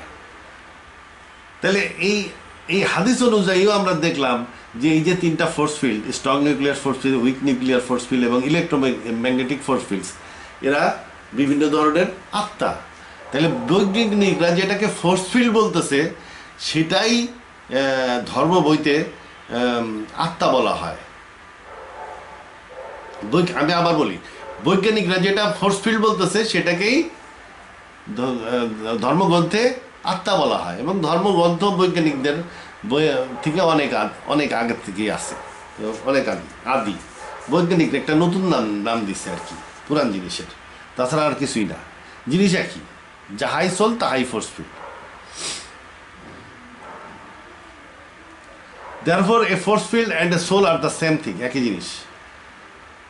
তাহলে আমরা বলতে পারি এ সিম্পল সোল বা এলিমেন্টারি সোল, যেটা ভাঙলে ওই রকম সোল ছাড়া আর কোনো সোল পাওয়া যাবে না, এ সিম্পল বা এলিমেন্টারি সোল যেটাকে বলা হয় রুহ, can be defined as a design force field. Design force field কেন? এইগুলো তো ডিজাইন, এর নিজস্ব পরিমাণ বা মাত্রা আছে। এই যে ম্যাগনেটিক ফিল্ডের একটা মাত্রা আছে, পরিমাণ আছে, এটা অ্যাটমের সাথে ফিটিং হয়েছে, তার মানে কি এটা একটা ডিজাইন ফোর্স ফিল্ড। তারপরে এই স্ট্রং নিউক্লিয়ার ফোর্স ফিল্ডের একটা মাত্রা আছে, সে একটা অ্যাটমের মধ্যে ফিটিং হয়েছে, তার মানে কি এটা একটা ডিজাইন। তাহলে design force field. Elementary soul can be defined as a design force field that works as a command to the subatomic particle. Subatomic particle মানে ইলেকট্রন, প্রোটন, নিউট্রনের উপরে যে কমান্ড হিসেবে কাজ করে তাকে রু বা সিম্পল সোল বলা হয়। A simple soul can be defined as a design force field that works as a command to the subatomic particle. তাহলে এখানে আমি আপনার ওই আত্মার ডেফিনেশন দিয়ে দিলাম, এটা আপনি পৃথিবীর আর কোনো বইতে পাবেন না, তবে আমার এই ডেফিনেশন কোরআন হাদিসের আলোকে। এখন এটা তো সিম্পল সোল বা রু আর এক রকমের রু আছে, সেটা কি? সেটা হলো কমপ্লেক্স সোল, সেটা আমি পরে আলোচনা করব। তাহলে এই ইলেকট্রন প্রোটন আমরা তখন আলোচনা করছি এই ইয়েগুলা সম্বন্ধে, এই একটা অ্যাটমের মধ্যে যে ফোর্স ফিল্ডগুলো কাজ করতেছে সেই ফোর্স ফিল্ডগুলো সম্বন্ধে এতক্ষণ আলোচনা করলাম। অ্যাটমের মধ্যে তো ইলেকট্রন প্রোটন নিউট্রন আছে, এরা কি? এ মনে করেন ইলেকট্রন, এটা কি? এটাও কিন্তু এক ধরনের সোল, এটাও এক ধরনের রুহ বা নফস, রুহ বা সোল, এক ধরনের সোল। কেন? এই যে দেখেন এখান থেকে ইলেকট্রনগুলো মারতেছে, এখান দিয়ে এটা পার হওয়ার সময় এটা দেখা গেল যে যখন এটা এই ইলেকট্রনটা যখন পদার্থের মধ্যে ছিল বা অ্যাটমের মধ্যে যখন ছিল তখন এটা কণা আকৃতিতে ছিল, কণা কণা সাব অ্যাটমিক পার্টিকেলের আকৃতিতে ছিল। ইলেকট্রনটা পদার্থের মধ্যে বা অ্যাটমের মধ্যে একটা সাব অ্যাটমিক পার্টিকেলের আকারে ছিল।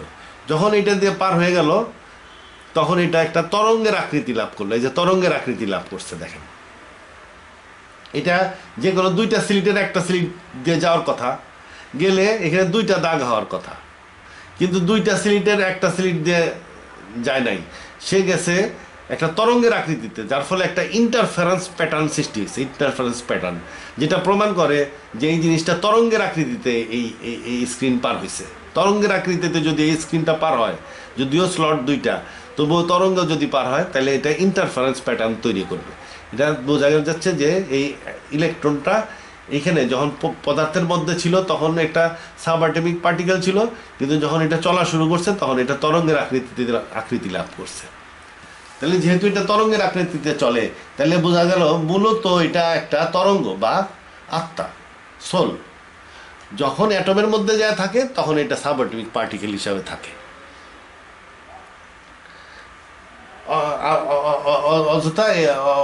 অন্যথায় এটা আত্মা ছাড়া আর কিছুই না। তাহলে এটার আমি আর একটা টেস্টের দেখাচ্ছি, এটা ভিডিওর মাধ্যমে আমি দেখাচ্ছি। এই যে এটা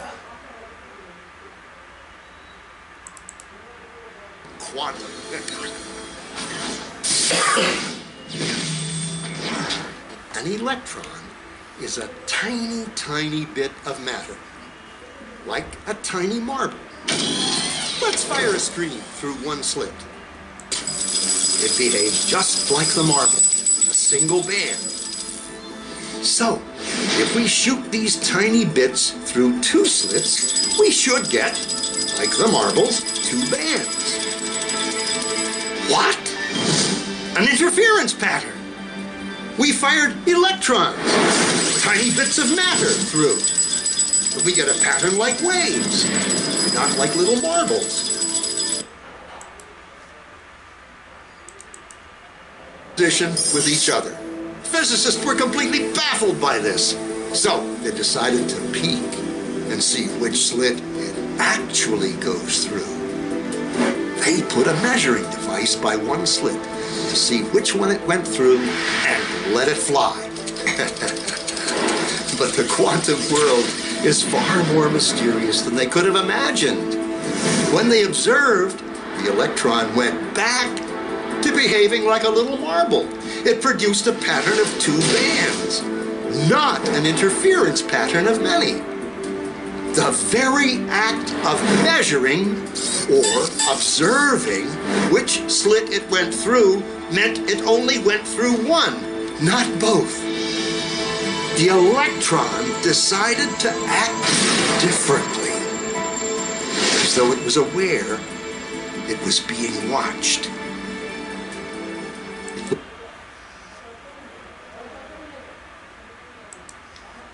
তাহলে এটা শুধু তরঙ্গের আকারে চলে তাই না, এটার চেতনাও আছে। যখন এটাকে অবজার্ভ করা হলো তখন দেখা গেল যে সে আবার সেই ইলেকট্রনের আকৃতিতেই চলতেছে বা সাবঅ্যাটমিক পার্টিকেলের আকৃতিতেই চলতেছে। তার মানে এটার চেতনা আছে, এই ইলেকট্রনের চেতনা আছে, কনসাস এটা। তাহলে যেহেতু এটার কনসাস এবং এটা তরঙ্গের আকৃতিতে চলে, তার মানে এটা একটা আত্মা। তাহলে ইলেকট্রনগুলা, ইলেকট্রন, প্রোটন, নিউট্রন, এরাও বিভিন্ন ধরনের আত্মা বা সোল। আলোচনা করব কম্পোজিট সোল। সোল আসলে দুই রকম, একটা হলো রু, কোরআন অনুযায়ী রু, আর একটা হলো নফস। এই কম্পোজিট সোল ইজ কল্ড নফস। কম্পোজিট সোলকে কি বলা হয়? নফস বলা হয়। এই যে একটা অ্যাটম, এই অ্যাটমের মধ্যে তিনটা ফোর্স ফিল্ড কাজ করতেছে। তিনটা ফোর্স ফিল্ড কাজ করতেছে, electromagnetic force field, strong nuclear force field and weak nuclear force field. এই তিন ফোর্স ফিল্ড মিলা এই অ্যাটমের নবস তৈরি করে। এই তিন ফোর্স ফিল্ড বা তিনটা রুহ মিলা এই অ্যাটমের নবস তৈরি করছে। এই নবসটা পার্টিকেল, সাবঅ্যাটমিক পার্টিকেলগুলোকে ধরে এবং এই অ্যাটমকে অস্তিত্ব দান করে। তাহলে নবস কি? These three row is in combination forms the nobs of an atom. অ্যাটমের নবস তৈরি করলো কি? তিনটা রুহ মিলা বা তিনটা ফোর্স ফিল্ড মিলা একটা নবস তৈরি হইল। তো এই নবসকে আমরা, এই আত্মাকে আমরা বলবো কম্পোজিট সোল বা নবস। The nobs hold the subatomic particle and forms the atom. This is the soul of matter. তাহলে এটাকে, এই যে নবসটা তৈরি হলো, এটাই হলো পদার্থের আত্মা। রাসূলুল্লাহ বলছেন যে পদার্থেরও আত্মা আছে। Therefore, a nobs is a combination of rules বা force fields. কয়েকটা ফোর্স ফিল্ড মিলে একটা নবস তৈরি করে, designed two sustain a system. এটা সিস্টেম সাস্টেইন করে। অ্যাটম একটা সিস্টেম, এই সিস্টেমকে সাস্টেইন করে কে? একটা নবস। এই নবসটা কিসের মাধ্যমে তৈরি? তিনটা ফোর্স ফিল্ড বা রুল মাধ্যমে তৈরি। তাহলে এটা একটা নবসের ডেফিনেশন। নবস can be defined as a combination of rules or force field designed to sustain a system.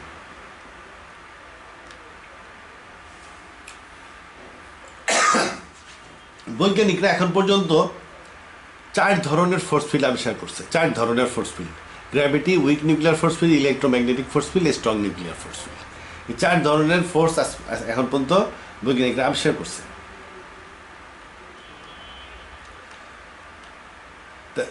এই 4 ধরনের ফোর্স ফিল্ডের মধ্যে 3টাই আমরা পাই অ্যাটমের মধ্যে।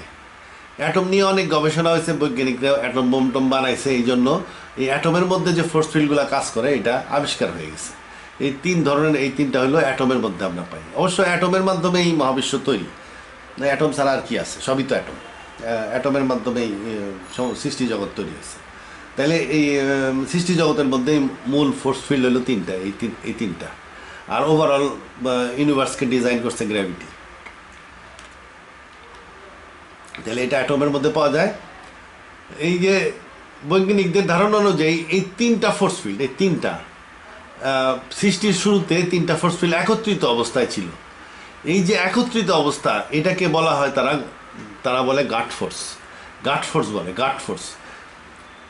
গাট মানে হলো গ্র্যান্ড ইউনিফাইড থিওরি। এই গ্র্যান্ড ইউনিফাইড থিওরি দিয়েই প্রফেসর সালাম উনি নোবেল প্রাইজ পাইছেন। এটা নোবেল প্রাইজ পাওয়া একটা থিওরি। এই থিওরি অনুযায়ী আদিতে সমস্ত এই 3টা ফোর্স, এই 3টা, গ্র্যাভিটি না কিন্তু, এই 3টা ফোর্স একত্রিত ছিল। যখন তাপমাত্রা 10⁻27 ডিগ্রি কেলভিনে নেমে আসছে মহাবিশ্বের তাপমাত্রা, তখন strong nuclear force field separate হয়েছে। যখন তাপমাত্রা 10⁻15 ডিগ্রি কেলভিনে নামছে, তখন উইক নিউক্লিয়ার ফোর্স ফিল্ড এই ইলেকট্রোম্যাগনেটিক ফোর্স ফিল্ড থেকে সেপারেট হয়েছে। এই 3টা ফোর্স ফিল্ড অ্যাকচুয়ালি একত্রিত অবস্থায় ছিল। এটাকে বলা হয়, সায়েন্টিস্টরা বলে গাট ফোর্স। তাহলে গাট ফোর্সের মাধ্যমেই মহাবিশ্ব সৃষ্টি হয়েছে। মহাবিশ্ব সৃষ্টি কিসের মাধ্যমে? এই গাট ফোর্সের মাধ্যমে। এই ইলেকট্রোম্যাগনেটিক ফোর্সের মাধ্যমে ম্যাগনেটিক ফোর্স ফিল্ডও হয়েছে, আবার পার্টিকেলগুলোও তৈরি হয়েছে, সাবঅ্যাটমিক পার্টিকেলগুলো। তাইলে মহাবিশ্ব তৈরি গাট ফোর্সের মাধ্যমে। আর এটাকেই ধর্ম বইতে বলা হয়েছে প্রোভাইডেড সোল। আল্লাহ বলতেছে যে সে একটা সোল দিছিল, সেই সোল দিয়া বা নবস দিয়েই এই মহাবিশ্ব সৃষ্টি করা হয়েছে। তাহলে কোরআনে বা বাইবেলে বলা হচ্ছে যে সোল দিয়ে মহাবিশ্ব সৃষ্টি, আর বৈজ্ঞানিকরা বলছে গাট ফোর্স দিয়ে মহাবিশ্ব সৃষ্টি। তার মানে ফোর্স আর সোল একই জিনিস। একজন সোল বলে আর একজন ফোর্স বলে, এছাড়া পার্থক্য নেই। কারণ এই যে আল্লাহ বলতেছে যে আমি সোল দিয়ে সৃষ্টি করছি মহাবিশ্ব, আর বৈজ্ঞানিকরা বলতেছে গাট ফোর্স দিয়ে সৃষ্টি হয়েছে মহাবিশ্ব। মানে অ্যাটমগুলো তৈরি হয়েছে। অ্যাটম তৈরি মানে মহাবিশ্ব তৈরি হয়, একই কথা। অ্যাটম তৈরি করা আর মহাবিশ্ব তৈরি করা একই। মহাবিশ্ব অ্যাটমের তৈরি। তাইলে মহাবিশ্ব তৈরি হয়েছে গাট ফোর্স দিয়া অথবা প্রোভাইডেড সোল, যেটা আল্লাহ দিছে সেইটা দিয়া। তাইলে এই সোল আর ফোর্স একই জিনিস।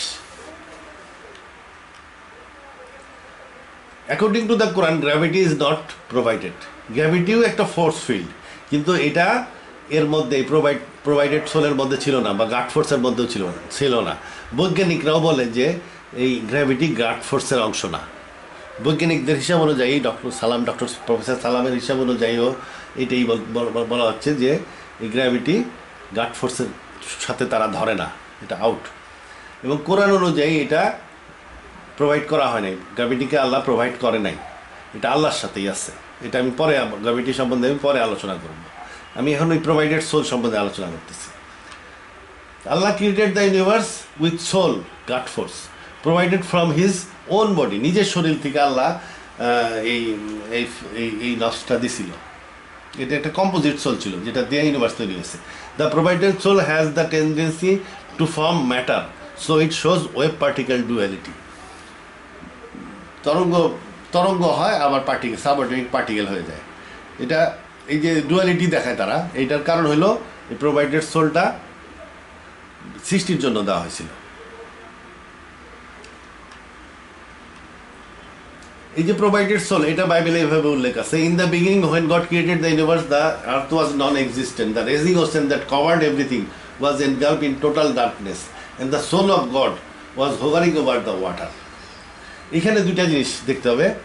এই যে রেজিং ওশান, এই পানি কিন্তু বিগ ব্যাংয়ের আগে সৃষ্টি করা পানি।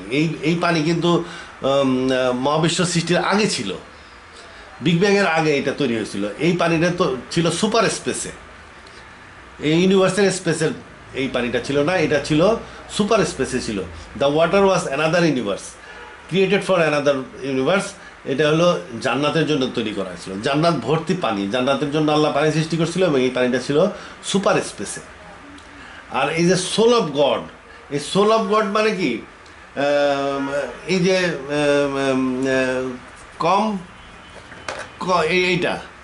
এইটা হলো একটা কম্ব অফ জাকারিয়া। কম্ব অফ জাকারিয়া মানে জাকারিয়া না, এটা হলো একটা চিরুনিটা জাকারিয়ার। সোল অফ গড মানে এই সোলের মালিক হলো আল্লাহ, এটা আল্লাহর নিজস্ব সোল না, এইটাই প্রোভাইডেড সোল। এই সোলটা এই পানির উপর দিয়ে তখন চলাফেরা করতেছিল, এটা প্রোভাইডেড সোল। যে সোলটা আল্লাহ প্রোভাইড করছিল কিসের জন্য, এই মহাবিশ্ব তৈরি করার জন্য।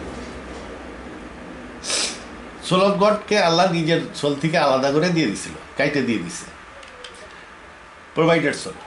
তো এটা বাইবেলের আর একটা আয়াত পড়লেই, এই একই আয়াত আর একটা বইতে পড়লে, বাইবেল তো অনেক পরিবর্তন হয়ে গেছে, এই জন্য আর একটা বই থেকে পড়লে, এই যে নক্স বাইবেল, এটা হলো ভ্যাটিকানের ক্যাথলিক বাইবেল, এটার মধ্যে এটা স্পষ্ট বোঝা যায়। God at the beginning of time created the heaven and earth. Earth was still an empty vast and the darkness hung over the deep, but already over its waters, এই water মানে এই water, stirred the breath of God. এই যে soul of গডকে এই Catholic বাইবেলে breadth of god বলা হয়েছে। Breadth of god মানে কি, গড ব্রেথ আউট করছিল, ফুৎকার করে দিয়ে দিয়েছিল এই সোলটাকে। এই জন্য এটা প্রোভাইডেড সোল বলতে হবে, আল্লাহ এটাকে প্রোভাইড করছিল। কেন প্রোভাইড করছিল, এই সোল দিয়েই ইউনিভার্সের তৈরি। এই যে তাহলে এই সোল প্রোভাইডেড সোল কেন, এটা দিয়ে সামাওয়াত বা মহাবিশ্ব তৈরি। আর ওয়াটার, এই ওয়াটারটা কেন তৈরি করা হয়েছিল, এটা জান্নাতের জন্য তৈরি করেছিল। এটা আলাদা মহাবিশ্বের, জান্নাত একটা আলাদা মহাবিশ্বর জন্য তৈরি করা হয়েছিল এই পানি।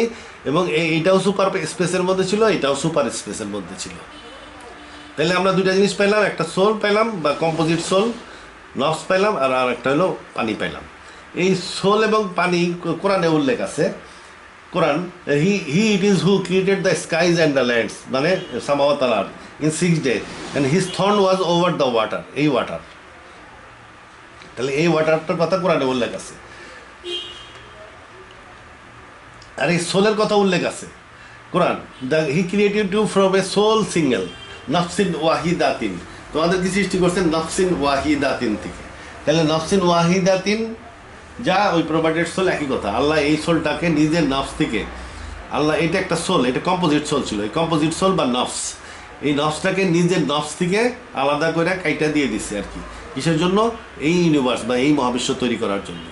আর এর আগে আল্লাহ পানি সৃষ্টি করছিল অন্যভাবে, এবং নিজের থেকেও সৃষ্টি করতে পারে, কারণ কিছু না থেকে একেবারে নাথিং থেকে তো আর তৈরি করা যায় না। আল্লাহ নিজের নফসকে দিয়েই কিছু অংশ দিয়েই এগুলো তৈরি করছে। তবে এটার আলাদা সৃষ্টি এটা। তাহলে সোল বাইবেল অনুযায়ী the god commanded let there be light, যখন আল্লাহ এইটাকে অর্ডার দিলেন লেট দেয়ার বি লাইট, লাইটই হইতেছে এটার মধ্যে বেশি ছিল লাইট। লাইট মানে ইলেকট্রোম্যাগনেটিক ফোর্স ফিল্ড, লাইট আর ইলেকট্রোম্যাগনেটিক ফোর্স ফিল্ড একই জিনিস। যখন বললো যে লাইট বাইর করে দাও, তাহলে লাইট যদি এটা বাইর করে দেয় তাহলে অন্য ফোর্স ফিল্ডও আউট হয়ে যাবে, মানে ভেঙে যাবে, এটা ভেঙে যাবে। তাই হয়েছে আর কি। যখন অর্ডার দিল লেট দেয়ার বি লাইট, তাহলে এটা কি হলো, এই সোলটা ভেঙে গেল এবং অনেকগুলা সোল হয়ে গেল, সোল বা নফস বা রুহ হয়ে গেল। এটা হলো লাইট। লাইট কি? ইলেকট্রোম্যাগনেটিক ফোর্স ফিল্ড বা লাইট, এইটা। তারপরে কি হলো? স্ট্রং নিউক্লিয়ার ফোর্স ফিল্ড, তারপরে উইক নিউক্লিয়ার ফোর্স ফিল্ড। এই তিনটা ফোর্স ফিল্ড ভেঙে গেল এবং তিনটা পাওয়া গেল। তাহলে এই তিনটার মাধ্যমেই তৈরি হলো কি বিগ ব্যাং। এটা বৈজ্ঞানিকদের সাপোর্ট, বৈজ্ঞানিকদের থিওরি অনুযায়ী আমরা এটা বানাইছি যে light, strong force, week force, এর মাধ্যমে বিগ ব্যাং তৈরি হলো এবং মহাবিশ্বের যাত্রা শুরু হয়ে গেল। তাহলে গাড ফোর্স অনুযায়ী এই তিনটা ফোর্স ফিল্ডই ছিল। তাহলে এইগুলো আমি অতিরিক্ত আঁকছি, এই রুহগুলা এলিমেন্টারি সোলগুলো অতিরিক্ত আঁকছি। কেন? কারণ আমার মতে এই যে প্রোভাইডেড সোল নফসিন অহিদাতিন, এই নফসিন অহিদাতিন বা প্রোভাইডেড সোল বা that soul that was hovering over the water, এই সোলের মধ্যে অনেক অজানা ফোর্স ফিল্ড ছিল বা অজানা রুহ ছিল। এই অজানা রুহ কেন? এই অজানা রুহ দিয়ে প্রাণীর আত্মা সৃষ্টি করেছে, প্রাণীর নফস সৃষ্টি করা হয়েছে, প্রাণীর নফস। তাহলে আননোন ফোর্স ফিল্ড ছিল, আননোন ফোর্স ফিল্ডের মাধ্যমে কি হয়েছে? যেমন মনে করেন এই হিউম্যান সোল, মানুষের soul is a combination of known and unknown force fields. Unknown force field, অনেক আননোন ফোর্স ফিল্ড আছে যেটা বৈজ্ঞানিকরা এখনো আবিষ্কার করতে পারে নাই, বা তারা যেভাবে চিন্তা করে বা যেভাবে আইডিয়া করে সেভাবে এগুলোর অস্তিত্ব সেরকম না, বা যেহেতু তাদের আইডিয়াতে এটা নাই, কমপ্লিটলি অজানা, এই জন্য ডিটেকশনের চেষ্টাও করে নাই এবং ডিটেক্ট করতেও পারে নাই। এই অজানা ফোর্স ফিল্ড অবশ্যই আছে। এই অজানা ফোর্স ফিল্ডগুলোর মাধ্যমে মানুষ এবং অন্যান্য প্রাণীর নফস তৈরি হয়েছে, এবং মানুষ এবং অন্যান্য প্রাণীর নফস এই যে নফসিন ওয়াহিদাতিন বা ওই প্রোভাইডেড সোলের মাধ্যমে একই সাথে দেওয়া হয়েছিল। এই জন্যই আল্লাহ বলছে he created you from a soul single, নফসিন ওয়াহিদাতিন থেকে তোমাদেরকে সৃষ্টি করছে। এই নফসিন ওয়াহিদাতিন থেকে বিগ ব্যাংও তৈরি হয়েছে, নফসিন ওয়াহিদাতিন থেকে অজানা ফোর্স ফিল্ডগুলোও তৈরি হয়েছে, এবং অজানা ফোর্স ফিল্ড বা রুর মাধ্যমে কম্বাইন করে বিভিন্ন মাত্রায় কম্বাইন করে বিভিন্ন প্রাণীর আত্মা বা নফস সৃষ্টি করা হয়েছে। এই তবে এখানে একটা কথা আছে, মানুষের একটা স্পেশাল নফস আছে, এটার সাথে কনফিউজ করা যাবে না। মানুষের একটা স্পেশাল হিউম্যান স্পেশাল রুহ আছে, স্পেশাল রুহটা কি? আদমরে সৃষ্টি করার পরে আদমের নফস ছিল, আদম জীবিত, আদমের দেহ আছে, আদমের নফস আছে, কিন্তু আদমের চেতনা আসতেছে না। তখন আল্লাহ নিজের থেকে একটা রুহ ফুৎকার করে দিছিলেন। যখন আল্লাহ আদমকে নিজের থেকে রুহ ফুৎকার করে দিলেন, তখন আদম উঠে বসার চেষ্টা করতে লাগলো। তাহলে এই যে একটা স্পেশাল রুহ শুধু মানুষের আছে, অন্য কোনো প্রাণীর নাই, শুধু মানুষের একটা স্পেশাল রুহ আছে যেটা আল্লাহ আদমকে ফুৎকার করে দিছিলেন। এখনও একটা বাচ্চা যখন হয়, বাচ্চা হওয়ার সময় এত মা যন্ত্রণা চিৎকার করে, কিন্তু বাচ্চার কোনো চিৎকার নাই, কারণ বাচ্চার সেন্স থাকে না, কনসাসনেস থাকে না, আনকনসাস থাকে বাচ্চা। যখন বাচ্চাটা হওয়ার পরে আল্লাহ যখন ওই বাচ্চাটাকে রুহ ফুৎকার করে দেয়, যেমন আল্লাহ আদমরে দিয়েছিল সেরকম ওই বাচ্চাকেও রুহ ফুৎকার করে দেয়। যখনই আল্লাহ বাচ্চাটাকে রুহ ফুৎকার করে দেয়, তখনই বাচ্চাটা কনসাস হয়ে যায়, চেতনা আসে এবং বাচ্চাটা হ্যাঁ করে কেন্দে ওঠে। একইভাবে আদমরে দিয়েছিল যেরকম দিয়েছিল সেরকম প্রত্যেক বাচ্চারই আল্লাহ একটা নিজস্ব রুহ ফুৎকার করে দেয়। এইটা হলো হিউম্যানের স্পেশাল রুহ। এই হিউম্যানের স্পেশাল রুহের কিছু কাজ আছে। এটা কি করে?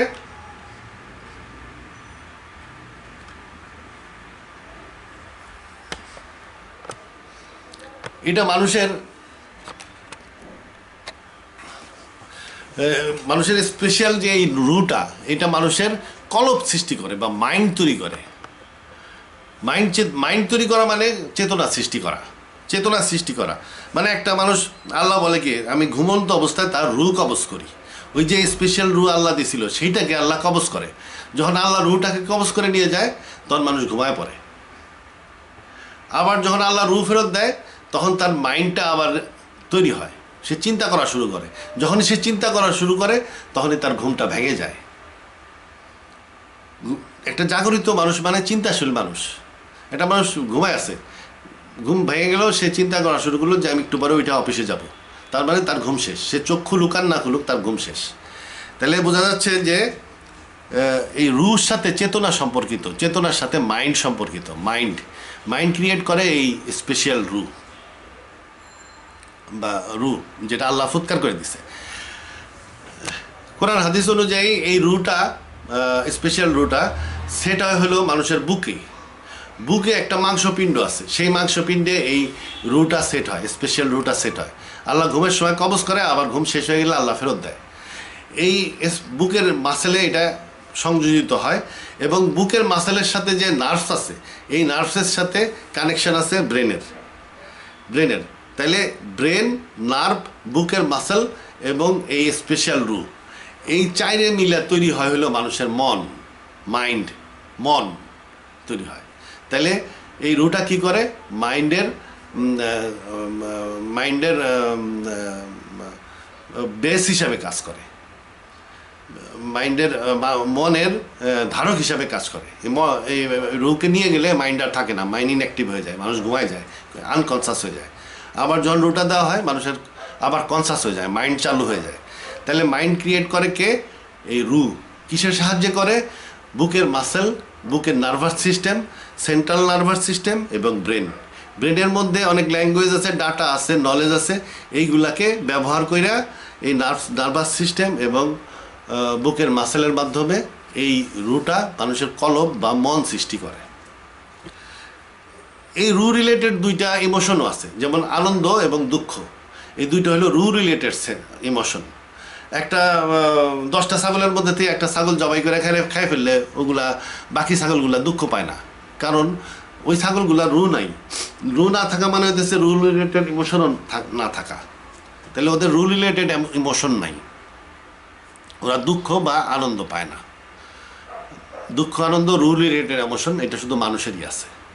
তবে ওই ছাগলগুলার নফস আছে, নফস রিলেটেড যে ইমোশনগুলো আছে সেগুলো কিন্তু তারা পায়। নফস রিলেটেড ইমোশন কি? যেমন নফস হলো কী করে? সার্ভাইভাল অ্যান্ড রিপ্রোডাকশনের জন্য দায়িত্বশীল। সার্ভাইভাল এবং রিপ্রোডাকশনের জন্য দায়িত্বশীল, তার মানে কি? ভয় একটা নফস রিলেটেড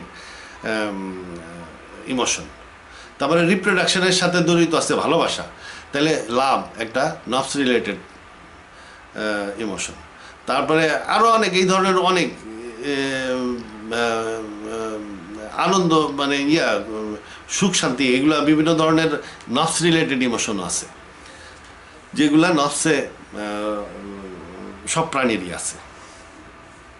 মানুষের নফস বা অন্যান্য প্রাণীর, মানুষের নফস যে সারা শরীরে ছড়ানো। মানুষের নফস কিন্তু একটা রুহুর মাধ্যমে তৈরি না। আল্লাহ যে স্পেশাল রুহ দিছে এটা একটাই রুহ, এটা একটা এলিমেন্টারি সোল বা সিম্পল সোল আল্লাহ যেটা দিছে। কিন্তু নফস যে আল্লাহ তৈরি করে দিছে, নফসের মধ্যে কি দিছে আল্লাহ বলছে নফসকে সজ্জিত করছেন, মানে বিভিন্ন রকমের রু বা ফোর্স ফিল্ডের মাধ্যমে নফস তৈরি। মানুষের নফস বিভিন্ন প্রকারের জানা অজানা রু বা ফোর্স ফিল্ডের মাধ্যমে তৈরি, এবং নফস সারা শরীরে ছড়ানো, এবং এটার সেন্টার হলো নাভির নিচে। নফস দেওয়া হয় ভ্রূণ অবস্থায় এবং এটা কবজ করা হয় মৃত্যুর সময়। নফসটাই হলো মানুষের মূল আত্মা, নফসটাই মানুষের মূল আত্মা এবং নফসটাই মানুষের জীবন দান করে। নফসের সেন্টার নাভির নিচে হলেও এটার কিছু ভাইটাল পয়েন্ট আছে, যেমন এই বুকে আছে 4-5টা, তারপরে কপালে আছে, এখানে আছে, হাতের পাতায়, পায়ের পাতায় আছে, বিভিন্ন জায়গায় এটার ভাইটাল পয়েন্ট আছে। এই ভাইটাল পয়েন্টগুলোকে সুফিরা লতিফা বলে, হিন্দুরা এটাকে চক্র বলে। তাহলে আমরা নফস সম্বন্ধে জানতে পারলাম, মানুষের নফস, মানুষের রূপ। এটা আলোচনা করার কারণ হলো, মূল কারণ হলো আল্লাহকে আলোচনা করা। আল্লাহ আরশে আছেন, তার আকৃতি আছে, তার আকৃতি কেমন? মানুষের আকৃতির মতো। আল্লাহর নফসও আছে, আল্লাহর নফস আছে, এবং এই নফসটা কি বিভিন্ন রকমের জানা অজানা আমাদের যা বিভিন্ন প্রকারের ফোর্স ফিল্ডের তৈরি। আল্লাহর রূহ আল্লাহ সারা শরীরে ছড়ানো, এবং আল্লাহর আল্লাহর নফসটা বিভিন্ন প্রকারের জানা এবং অজানা ফোর্স ফিল্ড বা রুর মাধ্যমে তৈরি। আল্লাহর নফস আল্লাহর দেহের মধ্যে থাকে, এটা বাইরে যেতে পারে না। আল্লাহর যে আকৃতি বিশিষ্ট দেহ আছে সেই দেহের মধ্যেই আল্লাহর নফস থাকে, এই নফসটা বাইরে যেতে পারে না। যেমন মানুষের নফস মানুষের থেকে বাইরে যেতে পারে না। মানুষের নফস মানুষের থেকে যদি বাইরে চলে যায় তাহলে নফস শুধু কবজ করা হয় মৃত্যুর সময়, মানুষ মারা যাবে। সেরকম আল্লাহ নফস আল্লাহর মধ্যে থাকে এবং এটা কখনো বাইরে যায় না। তাইলে আল্লাহ কিভাবে আকৃতি বিশিষ্ট হওয়া সত্ত্বেও এই জগৎসমূহ কিভাবে সাস্টেইন করেন এবং প্রতিপালন করেন সেটাই এখন আলোচনা করব। তাহলে আমাদের বেসিক আইডিয়া আল্লাহ সম্বন্ধে থাকতে হবে, সেটা হলো আল্লাহর দেহ আছে মানুষের দেহের মতন, এবং আল্লাহর নফস আছে যে নফসটা অনেক ফোর্স ফিল্ডের সমন্বয়ে গঠিত।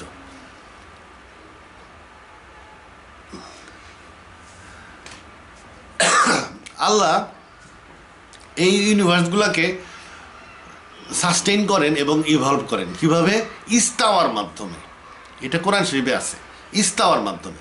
ইস্তাওয়া সম্বন্ধে আমাদের আইডিয়া থাকতে হবে। ইস্তাওয়ার মাধ্যমে এটা কোন আয়াতে বলা হয়েছে? মোরওভার হি এস্টাবলিশড হিমসেলফ, মানে এখানে এস্টাবলিশ মানে ইস্তাওয়ার ইংরেজি ট্রান্সলেশন করা হয়েছে। তিনি ইস্তাওয়া করলেন আকাশে, এস্টাবলিশ ইংরেজিতে, কিন্তু ওটা অরিজিনাল হবে হলো তিনি ইস্তাওয়া করলেন আসমানে, এবং তখন ধোঁয়া ছিল। তাহলে যখন আসমানে আল্লাহ ইস্তাওয়া করছিলেন তখন এটা ধোঁয়া ছিল, এবং তিনি আসমান এবং জমিনকে বললেন আসো ইচ্ছায় কি অনিচ্ছায়। তারা বললো আমরা একান্ত অনুভবগতভাবেই আসলাম। তাইলে যখন ইস্তাওয়া করছিলেন তখন ছিল ধোঁয়া, আর যখন অর্ডার দিলেন আসো ইচ্ছায় কি অনিচ্ছায় তখন জমিনও ছিল। জমিন কোত্থেকে আসলো? জমিন কোত্থেকে আসলো? তার মানে জমিন সৃষ্টি হয়েছিল ইস্তাওয়ার পরে। তাহলে ইস্তাওয়াটা কি? ইস্তাওয়া হলো আল্লাহ ধোঁয়ার মধ্যে তার একটা ফোর্স ফিল্ডকে ইনসার্ট করাইছিলেন। তার নফস তো অনেক ফোর্স ফিল্ডের তৈরি, তার একটা ফোর্স ফিল্ডকে তো নিয়ে এক্সটেন্ড করে দিছিলেন, এক্সটেন্ড করে ইনফিউজ করছিলেন ওই স্পেসের মধ্যে বা ইউনিভার্সের মধ্যে। যখন উহা ধোঁয়া ছিল, যখন উনি এই ফোর্স ফিল্ডটাকে স্পেসের মধ্যে ইনফিউজ করলেন তখন এটা ধোঁয়া ছিল। এই ফোর্স ফিল্ডটা কি? এইটাই গ্র্যাভিটি। এই ফোর্স ফিল্ডটাই কি আমরা এখন গ্র্যাভিটি হিসাবে দেখি। যখন তিনি এই ধোঁয়ার মধ্যে গ্র্যাভিটিকে ইস্তাওয়া করলেন তখন গ্র্যাভিটি কী করলো? এই ধোঁয়াগুলোকে বিভিন্ন গ্যালাক্সিতে একত্রিত করলো। গ্যালাক্সির মধ্যে স্টার হইলো, স্টারে এই গ্র্যাভিটির কারণেই স্টারের ভিতরে প্রেশার ক্রিয়েট হয়। এই প্রেশারের কারণেই স্টারগুলোর মধ্যে বিভিন্ন ভারীর থেকে ভারী পদার্থ সৃষ্টি হয়েছে। একটা সময় এই স্টার এক্সপ্লোড হয়েছে, এবং এক্সপ্লোড হওয়ার কারণে এই ভারী পদার্থগুলো স্পেসে ছড়াই গেছে, এবং সেই পদার্থ দিয়েই এই ডাস্ট এবং হেভিয়ার অ্যাস্টেরয়েডস তৈরি হয়েছিল। যার ফলে যখন আল্লাহ আদেশ দিয়েছিলেন তখন এর মধ্যে জমিন ছিল, ধোঁয়ার মধ্যে ডাস্ট এবং অ্যাস্টেরয়েডস ছিল। এই জন্য বলা হয়েছে তিনি ইহাকে এবং জমিনকে বললেন আসো ইচ্ছায় কি অনিচ্ছায়। তাইলে ইস্তাওয়াটা কি করলেন? উনি একটা ফোর্স ফিল্ডকে ইনভেস্ট করছিলেন এই স্পেসের মধ্যে। তাহলে আমরা এই থেকে বুঝতে পারি যে আল্লাহ গ্র্যাভিটি ইস্তাওয়া করছিলেন স্পেসে, এবং গ্র্যাভিটিকে যদি ইস্তাওয়া না করতেন তাহলে আমরা জানি যে গ্র্যাভিটির কারণেই স্মোক থেকে গ্যালাক্সি হয়েছে, প্রোটো গ্যালাক্সি হয়েছে, স্টার হয়েছে, স্টারের মধ্যে ভারী পদার্থ সৃষ্টি হয়েছে, ভারী পদার্থের মধ্যে জমিন বা ল্যান্ডের সৃষ্টি হয়েছে।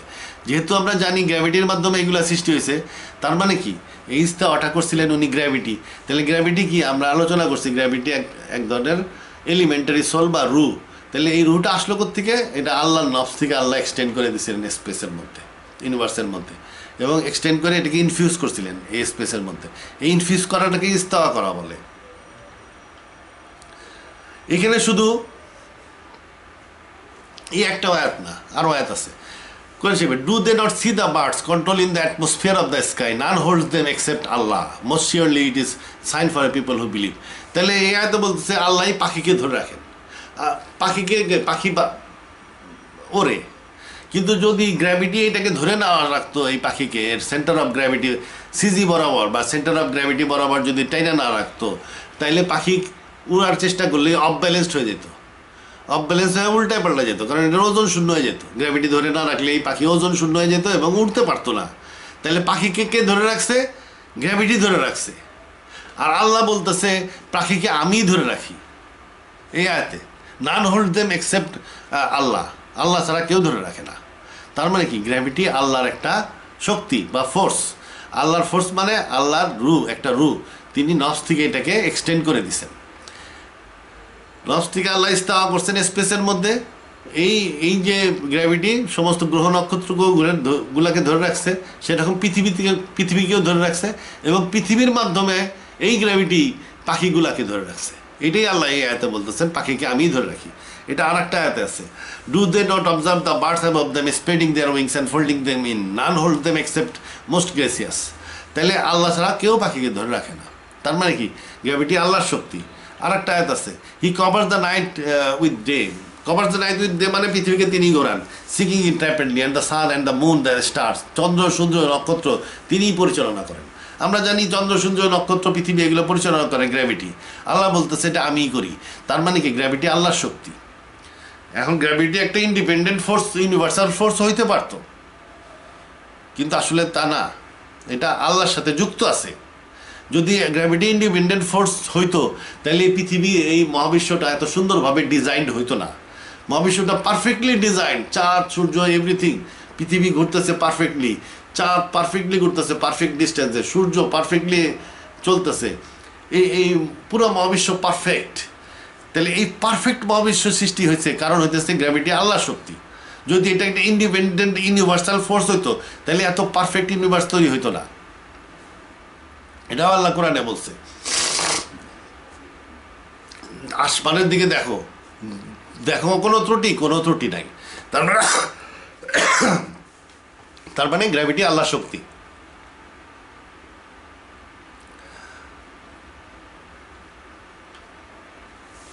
তো শুধু গ্র্যাভিটি না, তাহলে আল্লাহ দেখা গেল যে একটা ফোর্স ফিল্ড, একটা ফোর্স বা রুকে তিনি, তার নফস তো অনেক ফোর্স ফিল্ড বা রুর মাধ্যমে গঠিত, তার একটা ফোর্স বা রুকে তিনি এক্সটেন্ড করছে ইউনিভার্সে।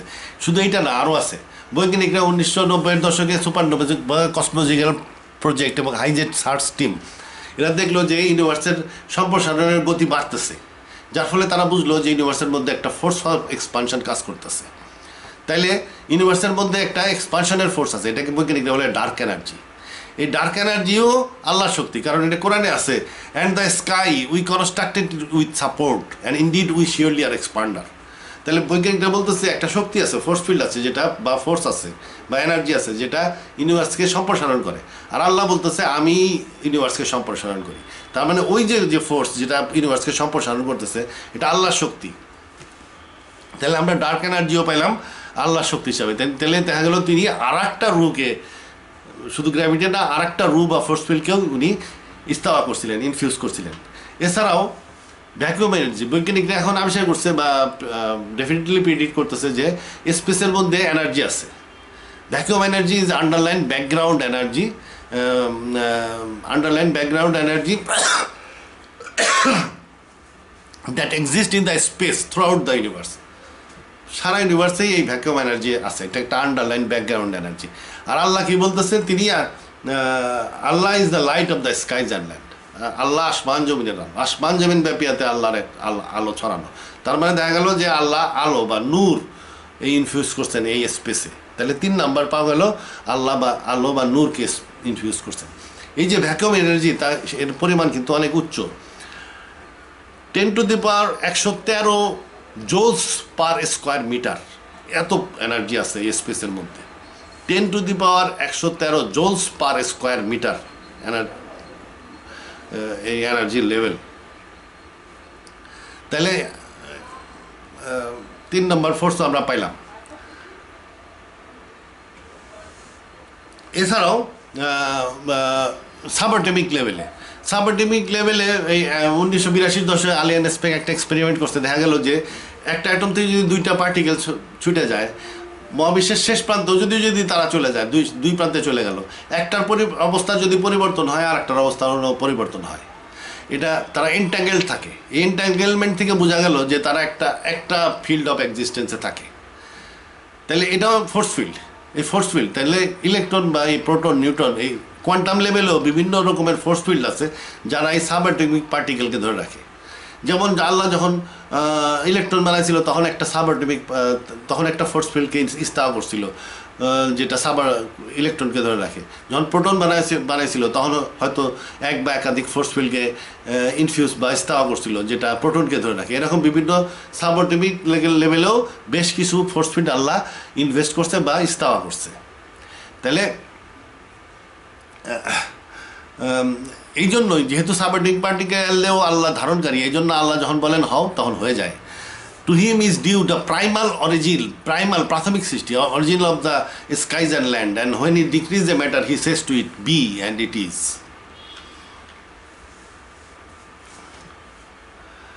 তাইলে আমরা দেখতেছি যে আল্লাহ নফস আছে, মনে করি আল্লাহর নফসটা 99টা ফোর্স ফিল্ড বা রুহ সমন্বয়ে গঠিত। তিনি 8-9টা ফোর্স ফিল্ড বা রুহকে হাত বা পাখার মতন এক্সটেন্ড করে দিছেন।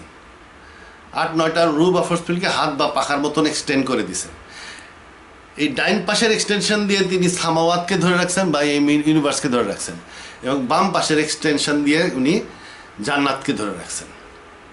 এই যে দুই হাত, এটা কিন্তু নফসের হাত কিসের মাধ্যমে তৈরি? আল্লাহর মনে করেন 99টা ফোর্স ফিল্ডের মাধ্যমে আল্লাহর নফস তৈরি, তার 8-9টা নফস দিয়ে হয়তো 8-9টা ফোর্স ফিল্ড বা রু দিয়ে উনি ডাইন হাত তৈরি করছে, 8-9টা ফোর্স ফিল্ড বা রু দিয়ে উনি বাম হাত সৃষ্টি করছে। এটা নফসের হাত।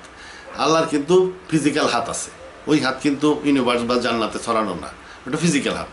ওটা দিয়ে উনি বিভিন্ন রকমের কাজকর্ম করেন, ধরেন যা কিছু করেন। যেমন আমার একটা হাত আছে, আমি এটা উঁচা করলাম, ধরলাম। আর আল্লাহর নফসের হাত হলো এই ইউনিভার্স দুইটাকে ধরে রাখছে।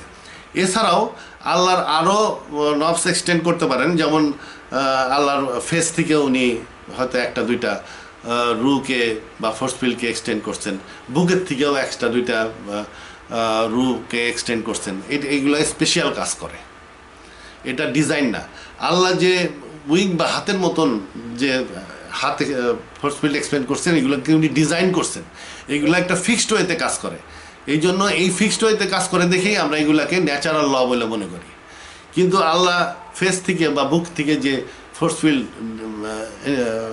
এক্সটেন্ড করছেন এগুলা বা করতে পারেন, সেগুলোকে হয়তো উনি ডিজাইন করেন নাই। এগুলোকে সম্ভবত রুহুল কুদ্দুস বলা হয়, পবিত্র আত্মা বলা হয়, ডিজাইন করেন নাই, এটা যা ইচ্ছা তাই করেন ওগুলো দিয়ে দূরবর্তী এলাকায়। তাইলে যেহেতু আল্লাহ এখন এই ইউনিভার্স বিলিয়ন লাইট ইয়ার্স পর্যন্ত ছড়ায় গেছে, যেহেতু আল্লাহ এই বিলিয়ন লাইট ইয়ার্স পর্যন্ত ইউনিভার্স ছড়ায় গেছে, এই জন্য প্রচণ্ড শক্তিশালী পাওয়ারের মাধ্যমে উনি এই দুই ইউনিভার্সকে ধরে রাখছেন দুই হাত দিয়া, নফসের দুই হাত দিয়া।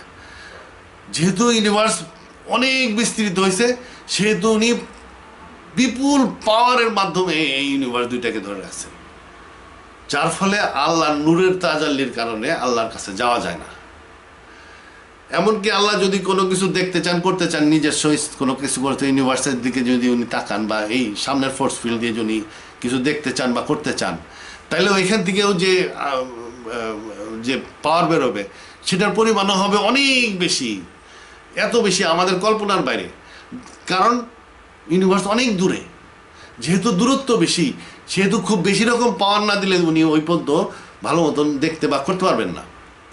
তাহলে এই বেশি রকম পাওয়ার ইউনিভার্সের দুইটা মহাবিশ্বই সামাওয়াত এন্ড জান্নাত বড় হওয়ার কারণেই ওনার পাওয়ারের ডেপ্লয়মেন্ট, পাওয়ার এক্সপোজার অনেক বেশি, যার ফলে ওনার কাছে যাওয়া যায় না। কিন্তু যেদিন বিচার হবে, শেষ বিচারের দিন ইউনিভার্স জড়ায় গোটানো হবে, আল্লাহর মুষ্টির মধ্যে চলে আসবে, জান্নাত কাছে চলে আসবে, আরশ কাছে চলে যাবে, সব কিছু ছোট হয়ে যাবে। ছোট হয়ে যাওয়া মানে কি, তার যে পাওয়ার এক্সটেনশন, পাওয়ার যে উনি ইনফিউজ করে ছড়াই দিয়েছেন এক্সটেনশনটা, এটাও ছোট হয়ে কাছের দিকে চলে আসবে। যখন এটা ছোট হয়ে কাছে দেয়, এটার পাওয়ার কমে যাবে, আল্লাহর নূরের তাজাল্লি কমে যাবে। যেহেতু ইউনিভার্স তখন সংকুচিত, জান্নাত কাছে চলে আসছে, আরশ কাছে চলে আসছে, যার ফলে তার পাওয়ার এক্সপোজার কমে যাচ্ছে। যার ফলে এটা হাদিসে আছে যে হাসরের মাঠে আল্লাহ সিম্পল মানুষ হিসাবে আসবেন, তার মধ্যে নূরের তাজাল্লি থাকবে না, মানুষ দেখে তারা আল্লাহ মনে করবে না, স্বীকারই করবে না আল্লাহ হিসাবে। তারপরে আল্লাহ চলে যাবে, আবার ফরমালি আসবেন কুরসি সহ। তাহলে পার্থক্য এখন তার তাজাল্লির কারণ হলো এটাই। তা যাই হোক, আমার মূল কথা হলো আল্লাহ কিভাবে এই ইউনিভার্সের পালনকারী, ধারক এবং পালক, উনি ধারণ করতেছেন। তার ওনার নফসে অনেক রুহ আছে। মনে করলাম ওনার নফসে 99 রুহ বা ফোর্স ফিল্ড আছে, তার মধ্যে 8-10টা রুহ বা ফোর্স ফিল্ড উনি এক্সটেন্ড করে ওটাকে ডিজাইন করছেন টু অ্যাক্ট ইন ফিক্সড প্যাটার্নে অ্যাক্ট করার জন্য ডিজাইন করছেন, করে ওইটা উনি স্পেসের মধ্যে ইনফিউজ করে দিচ্ছেন। ইনফিউজ করাকে ইস্তাওয়া বলে। এইগুলোকে আমরা ন্যাচারাল ল বলে মনে করি। আমরা মনে করতেছি এই ন্যাচারাল লগুলোর কারণে ইউনিভার্স ইভলভ করতেছে। আসলে এই ন্যাচারাল লয়ের ধারক বাহক আল্লাহর ইনফিউজ করা আত্মা বা রুহ বা ফোর্স ফিল্ড। এবং এই যে আল্লাহ ডিজাইন করছেন আল্লাহ নিজের ইচ্ছা শক্তি বলে। আল্লাহ ডাইন হাত বা ডাইন পাশ, নফসের ডাইন হাত দিয়ে উনি এই সামাওয়াত ধরে রাখছেন, নফসের বাম হাত দিয়ে উনি জান্নাত ধরে রাখছেন, এবং উনি ধারণ করতেছেন। এবং এইটাকে ডিজাইন করার কারণে এগুলা বস্তুকে ইভলভ করতেছে, এই মহাবিশ্বগুলোকে ইভলভ করতেছে, বিবর্তন করতেছে বা উন্নত করতেছে। এভাবেই আল্লাহ ধারক এবং বাহক। তাহলে আমি এতক্ষণ আলোচনা করলাম সমস্ত প্রশংসা আল্লাহর, যিনি